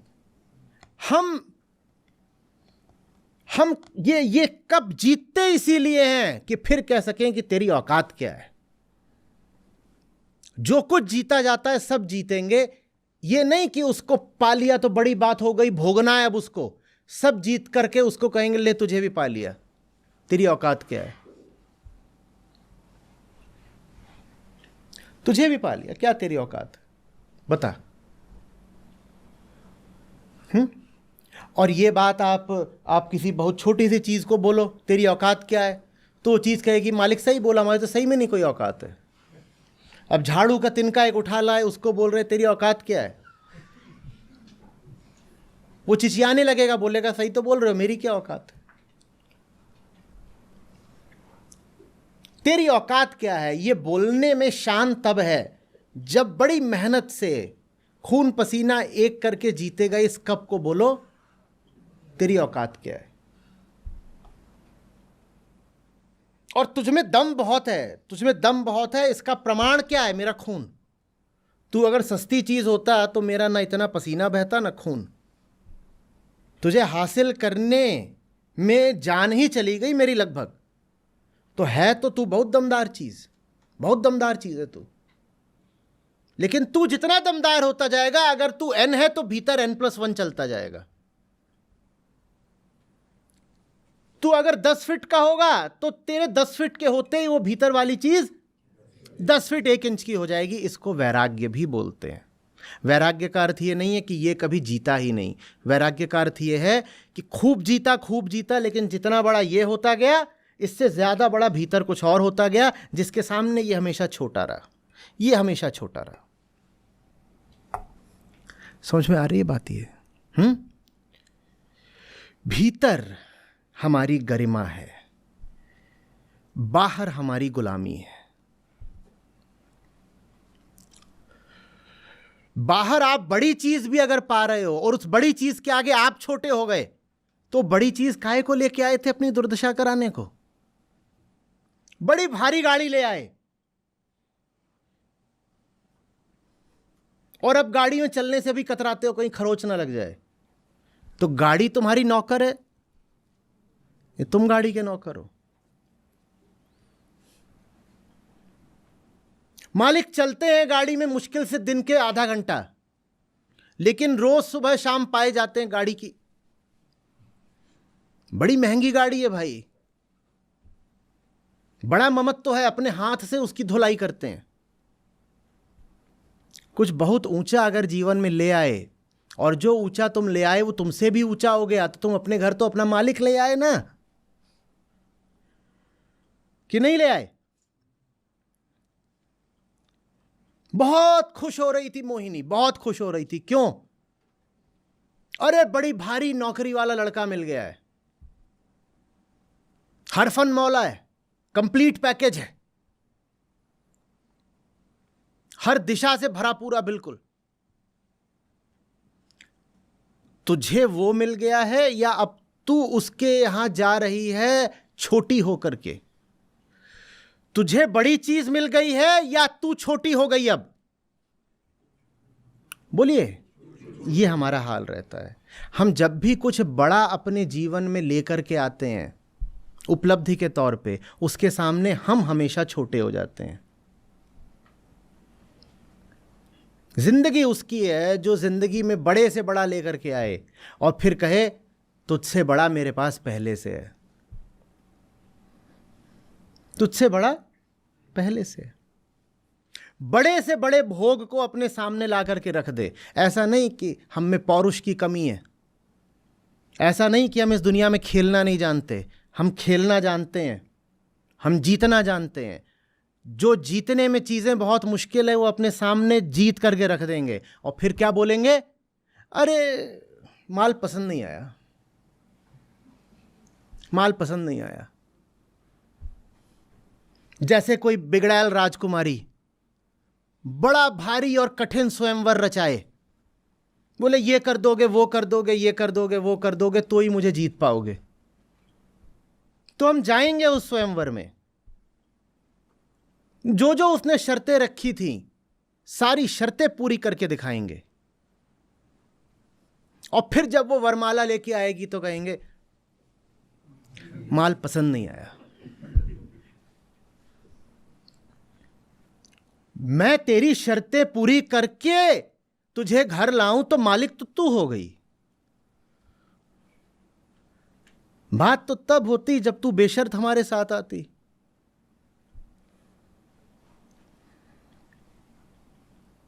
समझ में आ रही बात? ये कोई शर्त ना पूरी करूं तो फिर इंसान कहलाने का हकदार नहीं। फिर तो जैसे जानवर पैदा हुआ था जानवर हूं। जानवर के लिए कोई शर्त नहीं होती जानवर कहलाने की। कोई कुत्ता मिला है जिसको आप बोलें कि जब तू ग्रेजुएट हो जाएगा तो बोलेंगे कि तू कुत्ता है? वो तो पैदा होते से ही कुत्ता है। हाँ, इंसान को आप ये नहीं बोल सकते कि पैदा हो गया तो इंसान हो गया। इंसान को तो शर्तें पूरी करनी पड़ेंगी, हमें स्वयंवर जीतने पड़ेंगे। लेकिन स्वयंवर जीतने के बाद उसे घर मत ले आइएगा, उसे भोगने मत लगिएगा। क्या तू बहुत सुंदर है, पर उससे ज्यादा कुछ सुंदर पहले से हमारे पास है। बहुत बहुत तू सुंदर है, पर तुझसे कहीं ज्यादा सुंदर कोई हमारे घर में पहले से है। तुझे घर क्या ले आए? हां, तूने कुछ शर्तें बताई थी, शर्तें पूरी कर दी।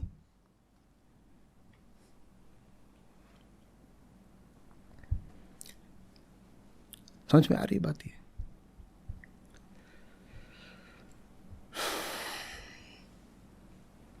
ये दोनों ही काम नहीं करने हैं। पहला काम होता है कि पौरुषहीन हो गए, कुछ न कर्मठता है न खुददारी है, ऐसों को बोलते हैं कापुरुष। कायरता और कातरता है बस।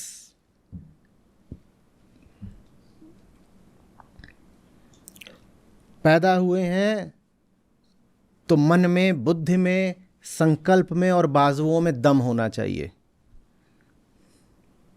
हार जीत हमारे हाथ में नहीं होती, पर प्रयास ऐसा होना चाहिए कि अस्तित्व की छाती फाड़ दें। उसके बाद हार हो कि मौत हो देखा जाएगा।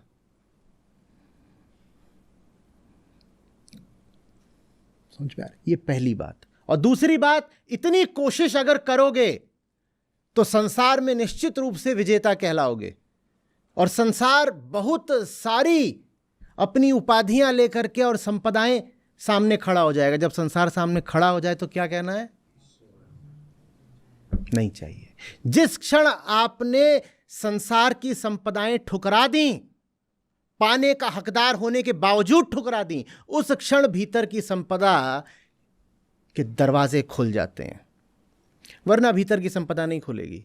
भीतर का 6 फुट 1 इंच का कप तभी अचानक प्रकट होता है जब पहले हाथ में ये 6 फुट वाला जीता जाता है। जो ये 6 फुट वाला कभी नहीं जीत सकता, वो 6 फुट 1 इंच वाला कभी देखने को ही नहीं पाएगा भीतर।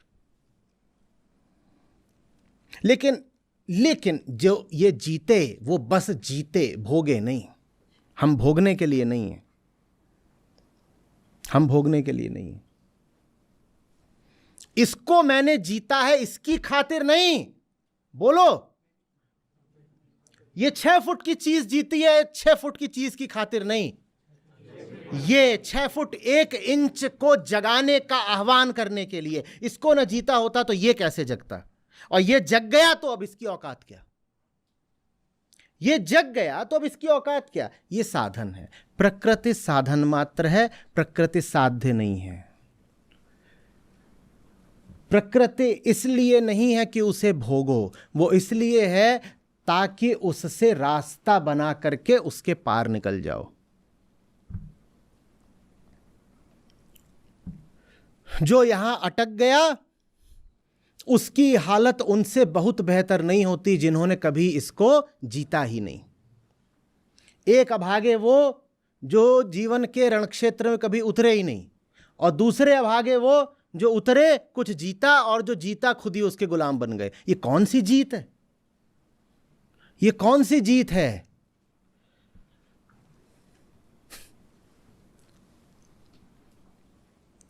किसकी ज्यादा बड़ी गुलामी है? बड़े दफ्तर की बड़ी इमारत के आगे जो गार्ड खड़ा रहता है, जो कम से कम अपनी शिफ्ट पूरी होने पे घर चला जाता है, या जो बड़ा भारी भीतर विजेता बैठा हुआ है, जो घर भी नहीं जा सकता कभी अपने? सड़ा हुआ काम है जिसको वो किसी तरह जी को मार कर रहा है, पर घर नहीं जा सकता। ज्यादा बड़ा गुलाम कौन है? कहना मुश्किल है। वो जो बाहर गार्ड खड़ा उसने कुछ नहीं जीता, उसकी एक गुलामी है। ये जो भीतर घुसे हुए इन्होंने बहुत कुछ जीत लिया, शायद इनकी और बड़ी गुलामी है। जो भोग के लिए जीतेगा वो भोगी हुई चीज पे फिर रुकेगा भी तो। ये जो आदमी है जो जिंदगी में कोई उपलब्धि नहीं हासिल कर पाते, ये कौन से लोग हैं? जिनको छोटी चीज मिली उसी को भोगने में घुस गए। कभी कप मिल तो गया, 6 इंच वाला मिल गया, अभी 6 इंच में मुंह डाल दिया, बहुत बढ़िया बहुत बढ़िया। और कप ऐसी चीज है कि बार बार भरते रहो, पीते रहो, अगला काहे को चाहिए? इसलिए बड़ा कप नहीं आता। हमारी जिंदगी जो सांसारिक विजयों से शून्य होती है उसका कारण ही यही होता है। जो छोटी विजय मिलती है हम उसको भोगने लग जाते हैं और उसे भोग भोग के मोटे हो जाते हैं बिल्कुल। अब आगे कैसे दौड़ोगे? छोटा कप तो जीत लिया 100 मीटर दौड़ के, आगे कैसे दौड़ोगे? छोटे कप में ही भर भर के पिए ही जा रहे हो, पिए ही जा रहे हो, पिए ही जा रहे हो। तो आगे बढ़ने का तरीका यही है कि जो मिला हो उससे बोलो तू मिल तो गया पर तुझसे बड़ा मेरे पास पहले ही है, तो तू हट ना, मुझे आगे जाने दे। और कहीं पर भी रुको मत। जो भी ऊंचे से ऊंचा मिलता जाए मिलता जाए मिलता जाए, उसको कहो अभी तुझसे जो बड़ा है वो तो इधर बैठा है। ये आपको स्वतंत्र कर देता है और जीतने के लिए। और याद रखिए, इस जीत में चूंकि भोग नहीं है इसीलिए स्वार्थ नहीं है। स्वार्थ हो ही नहीं सकता भोग की लिप्सा के बगैर। जहां भोग नहीं, स्वार्थ नहीं, कहने की जरूरत नहीं, वहां निष्कामता है। एक क्षण को भी अर्जुन को नहीं कह रहे हैं कृष्ण कि जीत जाओगे तो क्या जबरदस्त सुख पाओगे। सुख तो दूर की बात है, जीत जाओगे ऐसा भी कोई भरोसा नहीं दे रहे हैं। बस क्या बोल रहे हैं? जीतो। ये बात हमको पहेली जैसी लगनी चाहिए कि अगर भोगना नहीं है तो जीते किस लिए? इसलिए जीतो कि जब जीत लोगे तो पाओगे उससे बड़ी जीत भीतर बैठी हुई है। पर यह जीवन का नियम है, इसको अच्छे से समझ लीजिए। वो जो बड़ी चीज आपके भीतर बैठी है वो उतना ही अनावृत होती है, उतनी ही खुलती है जितनी बड़ी चीज आप पहले जिंदगी में अपने लिए खोलते हैं। ये 6 फीट का होगा तभी भीतर 6 फीट 1 इंच का। और आत्मा को ब्रह्म भी बोलते हैं। ब्रह्म जिस धातु से आता है वो धातु बोलती है वो जो फैलता जाए, वो जो जहां से ब्रह्म आ रहा है ना वहीं से आता है वृहद, जो अपना आकार हर समय बढ़ाता ही जाए, जिसका अंत कभी ना आए, उसको ब्रह्म बोलते हैं। ये कभी आपका 100 फीट का हो गया तो जो भीतर वाला वो कितने का हो जाएगा? वो 101 फीट का हो जाएगा, 100 फीट 1 इंच का हो जाएगा। कोई अंत नहीं है उसका। भीतर आप कितने बड़े हो ये इसी से साबित होता है कि बाहर की कितनी बड़ी से बड़ी चीज को आपने छोटा कह दिया। जो बाहर की बहुत बड़ी चीज को छोटा बोल दे वो बाहर की बहुत बड़ी चीज से भी बहुत बड़ा हो गया। समझ में आ रही बात? पर वो नौबत कभी आएगी ही नहीं अगर बाहर आपके पास कोई बहुत बड़ी चीज। समझ में आ रही बात? इसलिए आपके अवतार सब विजेता थे। इसलिए दिवाली जिन श्री राम के लिए मनाते हो, वो पहली बात लंका जीतते हैं और फिर कहते हैं चीज छोटी है।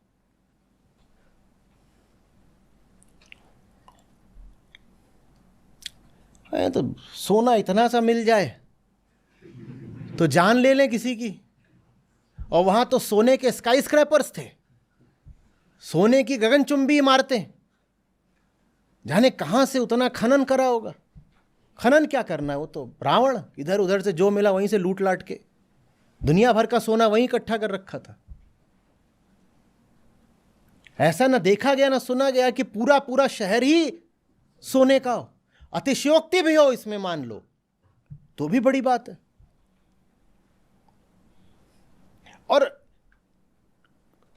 और एक बार को ख्याल करो उस धनुर्धर का जो जंगल में नंगे पांव निकला था, कुछ नहीं है उसके पास।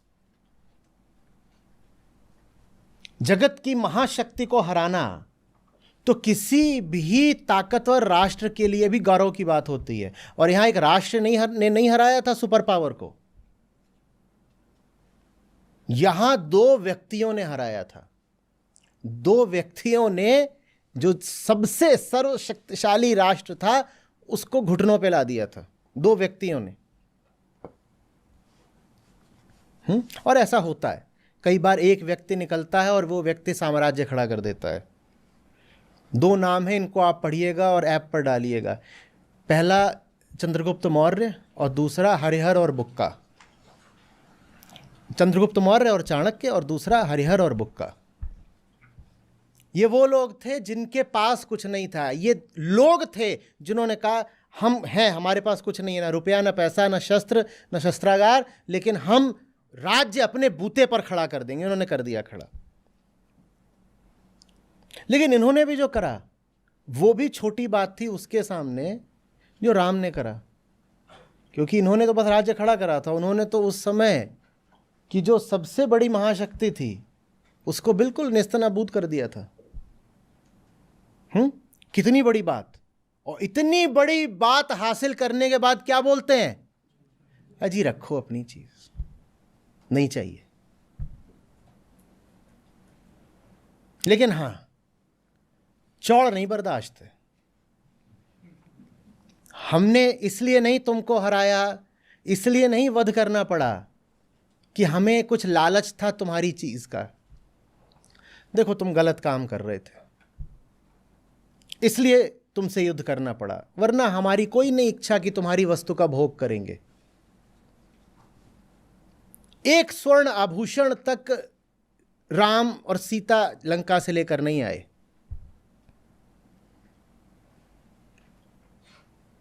लंका का जो वाहन भी छोड़ने आया था वो भी नहीं करा कि अपने ही पास रख लें, वो भी लौटा दिया। बोले जाओ जहां के हो वहीं जाओ। ये आप तभी कह सकते हो जब आप पहले ये कहो तुमसे बड़ी चीज मेरे पास। एक गरीब आदमी एक पल में अमीरों से अमीर हो जाता है जब उसके सामने बहुत बड़ी दौलत रख दी जाती है और वो कहता है नहीं चाहिए। क्योंकि नहीं चाहिए आप कह ही तभी सकते हो जब उससे बड़ी चीज आपके पास पहले से। तो आपके पास सूत्र अच्छे से समझ लीजिए, लिखना हो लिख लीजिए।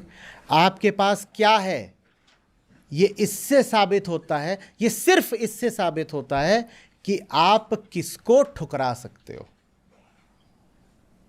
आपके पास क्या है और कितना है, इसका प्रमाण बस यही है कि क्या क्या है जो आप ठुकरा सकते हो। जो कुछ भी आप ठुकरा सकते हो आपके पास उससे कुछ ज्यादा है। जो आदमी कुछ नहीं ठुकरा सकता उससे गरीब कोई हुआ? कोई 10 रुपया दे आपको, आपसे ठुकराया ना जाए, इसका मतलब आपके पास कितना है? अधिक से अधिक 9 रुपया। 10 रुपया आपके लिए बड़ी बात है। जो आदमी जितनी छोटी चीज को जिंदगी में बड़ा बना ले, भीतर से वो उस छोटी चीज से भी थोड़ा और छोटा है। और यहां बात उपलब्धि से आशा ये नहीं कि कप ही है या रुपया पैसा या सोना। छोटी चीजें बड़ी चीजें और रूपों और आकारों में आती हैं। किसी ने आकर के आपको एक गाली दे दी और वो गाली आपके लिए बहुत बड़ी बात हो गई, और गाली है, छोटी गाली, छोटा आदमी छोटे आदमी की छोटी गाली, और वो छोटी गाली आपके लिए बड़ी बात हो गई, तो इसका आशय क्या हुआ फिर? इसका मतलब है कि आप उस छोटी गाली से भी छोटे आदमी हो। जिसके लिए इतनी छोटी चीज भी बड़ी हो गई, वो आदमी कितना छोटा होगा।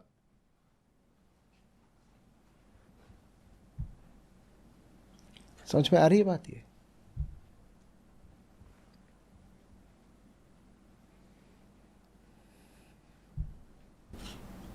अब उस आखिरी बात पर आते हैं।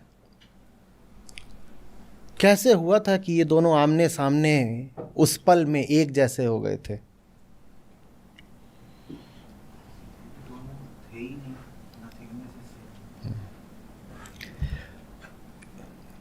एकत्व के उस पल से पहले इस युवक ने पूछा था, आप कौन हैं? और उसने उत्तर दिया था, मैं हूं कहां, मैं हूं कहां। आप जो भी बनोगे उसकी कुछ सीमा होगी, और अगर आपकी सीमा होगी तो उस सीमा से बड़ा कुछ फिर बाहर खड़ा करा जा सकता है ना। जब बाहर खड़ा कर दिया जाएगा तो आप कैसे कह पाओगे कि ये छोटी चीज़ है? कुछ बनिए मत।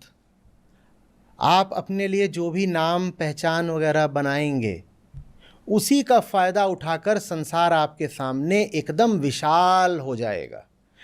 अब वो विशाल हो जाएगा, आपको दबना पड़ेगा, आप गुलाम हो जाओगे। कुछ बनो मत। आप जो कुछ भी बने हो उससे कुछ ना कुछ बड़ा संसार खड़ा कर देगा। क्यों? क्योंकि आप जो कुछ भी बनते हो संसार से ही तो आया है। संसार अगर आपको कुछ बना सकता है तो उससे बड़ा कुछ आपके सामने खड़ा भी कर सकता है। मैं करोड़पति हूं, वो करोड़पति आपको किसने बनाया है? संसार ने। अगर आप करोड़पति हो संसार के बनाए हुए, और संसार ने फिर आपके सामने 1 खरब रुपया खड़ा कर दिया, तो ये करोड़पति बहुत छोटी चीज़ हो जाएगा। कुछ मत बनो। ये भी कहोगे कि मैं स्वतंत्र हूं, तो भी कुछ हो। अभी यही बात हमारे युवक को अभी थोड़ा सा साल रही थी। अभी कुछ हूं, और जो भी कुछ आप रहोगे वो आपकी गुलामी के लिए ही इस्तेमाल होगा। कुछ भी मत रहो, कुछ भी मत रहो। जो कुछ नहीं है सिर्फ वही अनंत हो सकता है। जो कुछ नहीं है वही सिर्फ बड़ी से बड़ी चीज से भी बड़ा हो सकता है, और ये आखिरी स्वतंत्रता है। तो 3 इसमें फिर श्रेणियां आ गई। लिखिए, पहले अंग्रेजी में लिखेंगे फिर हिंदी में। पहला तल होता है उन लोगों के लिए जिनकी जिंदगी होती है ऑब्जेक्ट से भरी हुई। तो पहला तल हुआ ऑब्जेक्ट्स। वो एक ऑब्जेक्ट पकड़ लेते हैं छोटा सा, और उसी को क्या करने लग जाते हैं? नतीजा ये होता है कि वो 1 फुट के कप से कभी 6 फुट के कप तक पहुंच ही नहीं पाते, क्योंकि 1 फुट को ही अब भोगे जा रहे हो, भोगे जा रहे हो, भोगे जा रहे हो। भोग तो अनंत है, काय को खत्म होगा। तो पहली चीज होती है ऑब्जेक्ट्स की जिंदगी में। क्या है? ऑब्जेक्ट्स, विषय। ऑब्जेक्ट्स के आगे विषय। दूसरी चीज होती है फ्रीडम फ्रॉम ऑब्जेक्ट्स। ये वो स्वतंत्रता है जिसकी बात इन दोनों की पहली मुलाकात में हुई। तो दूसरी चीज हुई फ्रीडम फ्रॉम ऑब्जेक्ट्स, विषयों से मुक्ति। और फिर तीसरी चीज है फ्रीडम फ्रॉम फ्रीडम, व्यक्तिगत मुक्ति से मात्र मुक्ति।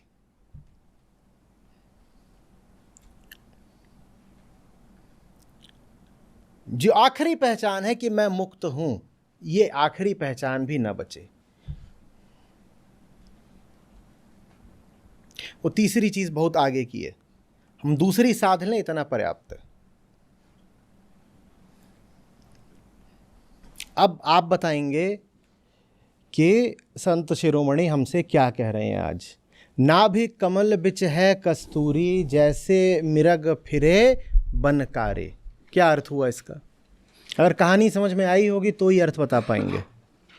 नाभि कमल बिच है कस्तूरी, जैसे मिरग फिरे बनकारे। क्या अर्थ हुआ?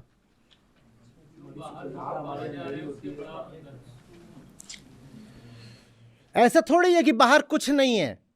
अगर हम कस्तूरी मृग पर विश्वास करें कि जैसा उसका बताया जाता है मिथ में, मस्क डियर, कि उसकी नाभि में कुछ होता है जो खुशबू देता है, कस्तूरी, और वो खुशबू इतनी आनंद देने वाली होती है, एकदम आखिरी बात होती है खुशबू, कि वो उसी खुशबू के स्रोत की तलाश में भटकता एकदम बेचैन होकर के।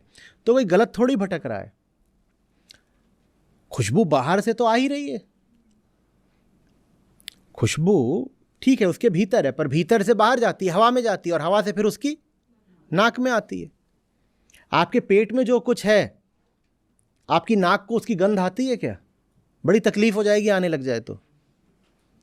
पेट में जो कुछ है, नाक को भी उसकी गंध तब आती है जब वो माल पेट से बाहर जाता है। तो उसके पेट में अगर कस्तूरी है तो उसे कभी भी सीधे सीधे डायरेक्टली कस्तूरी की सुगंध नहीं आ सकती। उसे कैसे आती होगी कि वहाँ से जो कस्तूरी की खुशबू है वो रगड़ रगड़ के खाल तक पहुँची, और फिर खाल से हवा तक पहुँची, और फिर हवा से उसकी नाक तक पहुँची। तो मृग झूठ नहीं बोल रहा है, अपने देखे मृग बिल्कुल ठीक कह रहा है कि जो खुशबू है कहीं बाहर से आ रही है, क्योंकि आ तो बाहर से ही रही है, आ तो बाहर से ही रही है। लेकिन बाहर से जितनी में आ रही है उससे कहीं ज्यादा तीव्रता से वो भीतर मौजूद है। बाहर जिस इंटेंसिटी से खुशबू आ रही है उससे कहीं ज्यादा वो भीतर मौजूद है। समझ में आ रही बात? हाँ। तो जगत में उपलब्धि एक बात है, उसका एक आकार, एक महत्व, लेकिन उससे कहीं ज्यादा बड़ी उपलब्धि लगातार हमारे भीतर मौजूद रहे। और क्या है उस उपलब्धि का स्वरूप? कि बाहर जो कुछ भी है मैं उसे कभी सर पे चढ़ने नहीं दूंगा, चाहे छोटी बात, चाहे बड़ी बात, चाहे सुख, चाहे दुख, चाहे पाना, चाहे खोना।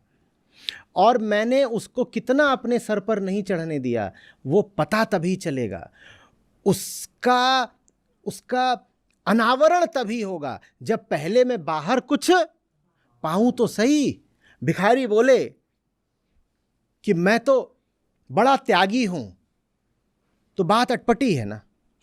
त्याग करने के लिए पहले कुछ होना तो चाहिए। और बेटा आप भिखारी इसलिए नहीं हो कि संयोग की बात है, आप भिखारी इसलिए हो क्योंकि आपको जिंदगी में जो कोई छोटी चीज भी मिल जाती है ना, आप उसी में फंसे रह जाते हो। तरक्की के मौके, आगे बढ़ने के मौके, चाहे ज्ञान कमाना हो चाहे धन कमाना हो, इसके मौके तो आपके पास भी आते रहे, पर उन मौकों को आप छोटी छोटी कसौटियों पे गंवाते रहे। किसी ने बोला होगा किसी दिन आओ मेरे साथ मैं तुमको पढ़ाऊंगा, आपने बोला नहीं मुझे तो मांगने जाना है। कुछ देर मांगता हूं, उसके बाद जाता हूं, धूम मचाता हूं। ये पढ़ाई लिखाई वाला पता ही नहीं, सालों साल का कार्यक्रम चलता है और उसके बाद उसमें से क्या अंजाम मिलेगा कुछ पता नहीं। भीख में तो हाथ के हाथ।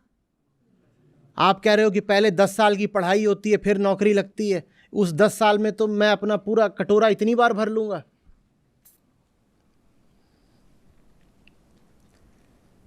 समझ रहे बात? जो छोटी चीज पे नहीं अटकेगा वही बड़ी चीज हासिल करेगा, और जो बड़ी चीज हासिल करेगा सिर्फ उसको ये मौका मिलेगा कि जाने कि उससे भी बड़ा वो खुद है। ये चीज है बड़ी और इससे बड़ा मैं हूं। जिंदगी में गौर से तलाशिएगा, कहीं कुछ ऐसा तो नहीं पकड़ लिया है जो बड़ा तो है पर आपसे भी बड़ा है। इससे अच्छा तो ये होता कि हाँ, बहुत बड़ा हाथी लेके आए हैं घर में, बहुत बड़ा हाथी, दुनिया दाद दे रही है, तकलीफ बस इतनी है कि अब हमारे लिए घर में जगह नहीं है। तो अब हाथी घर में सोता है और हम सड़क पे सोते हैं। कोई ऐसी चीज घर मत ले आइएगा जो आपसे आपका घर ही छीन ले।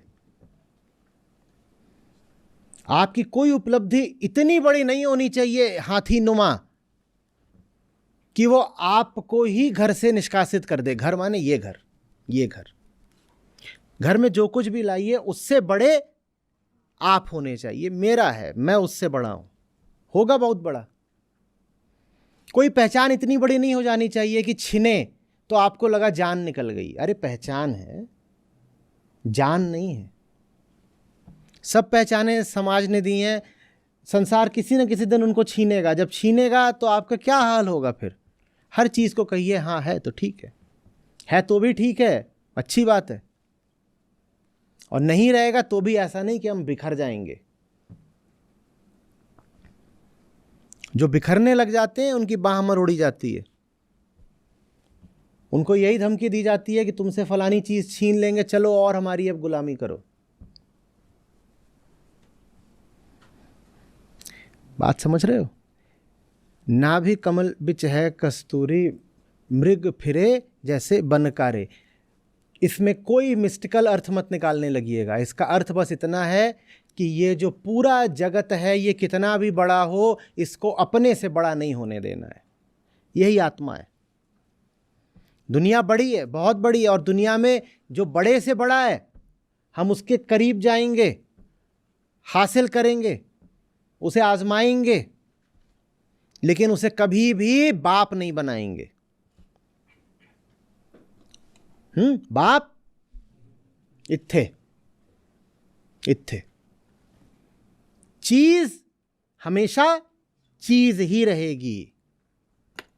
तू बड़ी चीज है लेकिन है तो चीज ही तो है।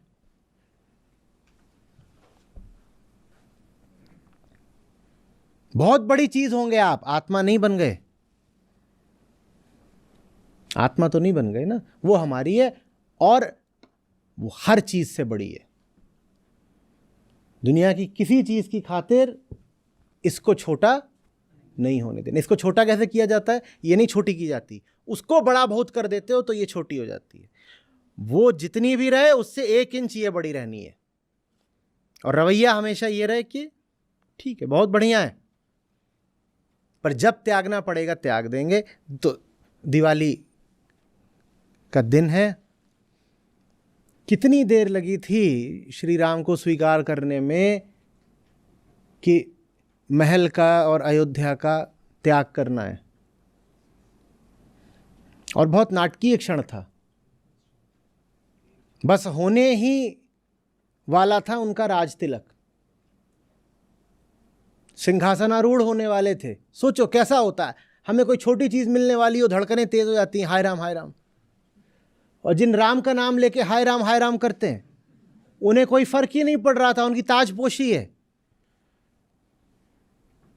और तभी मंथरा को कुछ, वो बोलते ठीक है, तुम दे रहे थे तब भी ठीक था, तुम नहीं दे रहे हो तब भी ठीक है, कोई बात नहीं। नई नई शादी करके लाए थे, सीता बैठी हुई थी और उनको विवरण आता है। सिर्फ यही नहीं कि मानस में, वाल्मीकि रामायण में विवरण आता है कि बड़ी सुकुमारी थी। तो उनको जाकर बोलते हैं कि मैं जा रहा हूं, यहीं रहो, कोई जरूरत नहीं साथ आने की।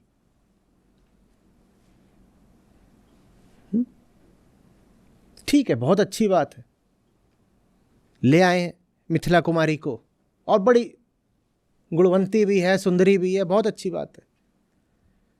लेकिन इतनी नहीं बड़ी बात हो गई कि अपने स्वार्थ की खातिर इसको कहें कि अब तू भी चल। सब ठीक है। लक्ष्मण खड़े हो गए, हम भी उसको, उनको भी बोल रहे हैं तुम काहे को परेशान हो रहे हो भाई, तुम्हें क्या समस्या है। लोग परेशान हो गए, वहां बाहर रोक रहे हैं उनको। वो इतना सा इशारा कर देते, प्रजा विद्रोह कर देती। प्रजा के बड़े प्यारे थे वो, इतना सा इशारा कर देते, दशरथ ही कह देते मैं अपना वचन तोड़ता हूं, कुछ नहीं। दशरथ ने भी बुलाया, राम बोले आप क्यों दुखी हुए जा रहे हैं, क्या बात है, कुछ नहीं हो गया, जा रहा हूं। बड़ी से बात, बड़ी बात हमारे लिए छोटी होनी चाहिए। कुछ ऐसा ना हो जो विचलित कर दे। जो अविचल रहे उसे ही आत्मा कहते हैं।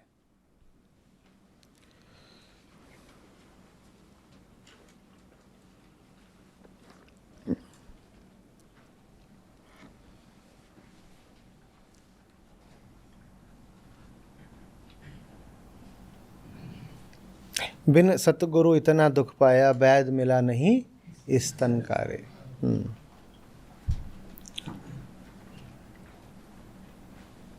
तो आपने इस अर्थ में देखा नहीं होगा, पर हमारी कहानी में गुरु अच्छे से मौजूद था, लेकिन आवश्यक नहीं है कि वो हमेशा उसी तरीके से आए जैसे हम उसकी कल्पना करते हैं। ये कहानी आगे बढ़ ही नहीं सकती थी जब तक वो दूसरा ना होता, और ये कहानी ख़त्म नहीं हो सकती थी जब तक वो दूसरा बना रहता।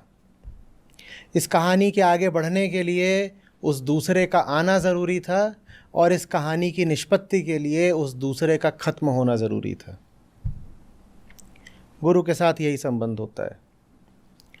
आपकी कहानी एक वृत्त में घूमती रहेगी अगर गुरु नहीं है। कहानी आगे बढ़ने लगती है जब गुरु आ जाता है,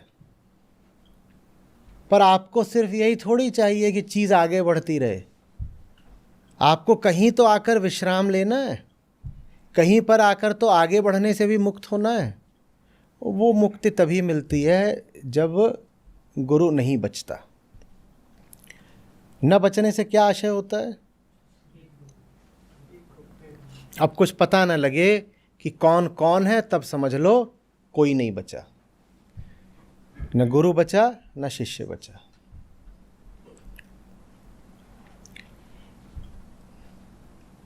गुरु का बड़ा स्वार्थ होता है अपने आप को बनाए रखने में, और जो असली होगा उसकी पहचान ही यही है कि वो हटने को तैयार रहेगा।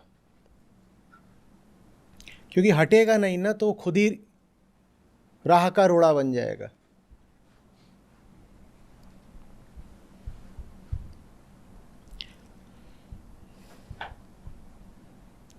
नाविक का काम ये थोड़ी होता है कि नाव से बांध दे आपको। कि पार तो लगा दिया और बांध दिया, अब उतरने नहीं दे रहा।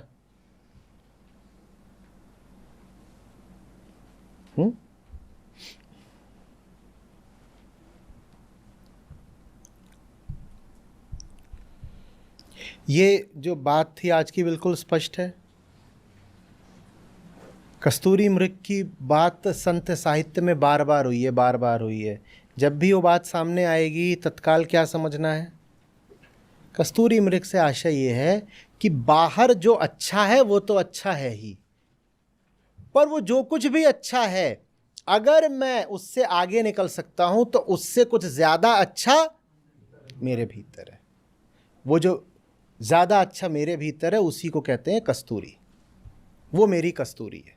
मेरे पास वो जो है वही मुझे ताकत देता है बहुत बड़ी बड़ी चीज़ों की भी गुलामी न करने की। हाँ, आप लाए हो बहुत बड़ी बात, पर मैं उसकी गुलामी नहीं करूँगा।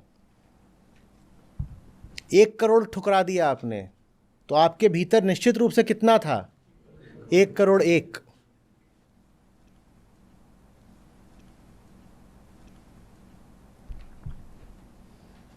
ये कस्तूरी मृग है, और वो अनंत हो सकता है। निर्भर इस पर करता है कि आप कितना पाते हो, और फिर पाने के बाद कहते हो पा लिया है पर भोगना नहीं है। पाया है, भोगा नहीं है। बाजार से निकला हूं, खरीदार नहीं हूं। सिर्फ बाजार में मुझे खड़े देखकर ये मत सोच लेना कि यहां कुछ खरीद रहे हैं। हम खरीद नहीं रहे हैं, गुजर रहे हैं।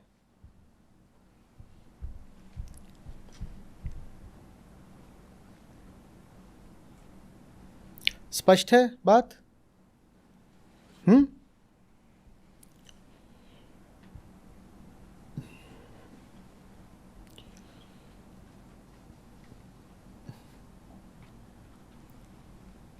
ये 2 चीजें हैं जो राम को राम बनाती हैं। अयोध्या छोड़ना और फिर लंका छोड़ना। न अयोध्या छोड़ना आसान था, न लंका छोड़ना आसान था।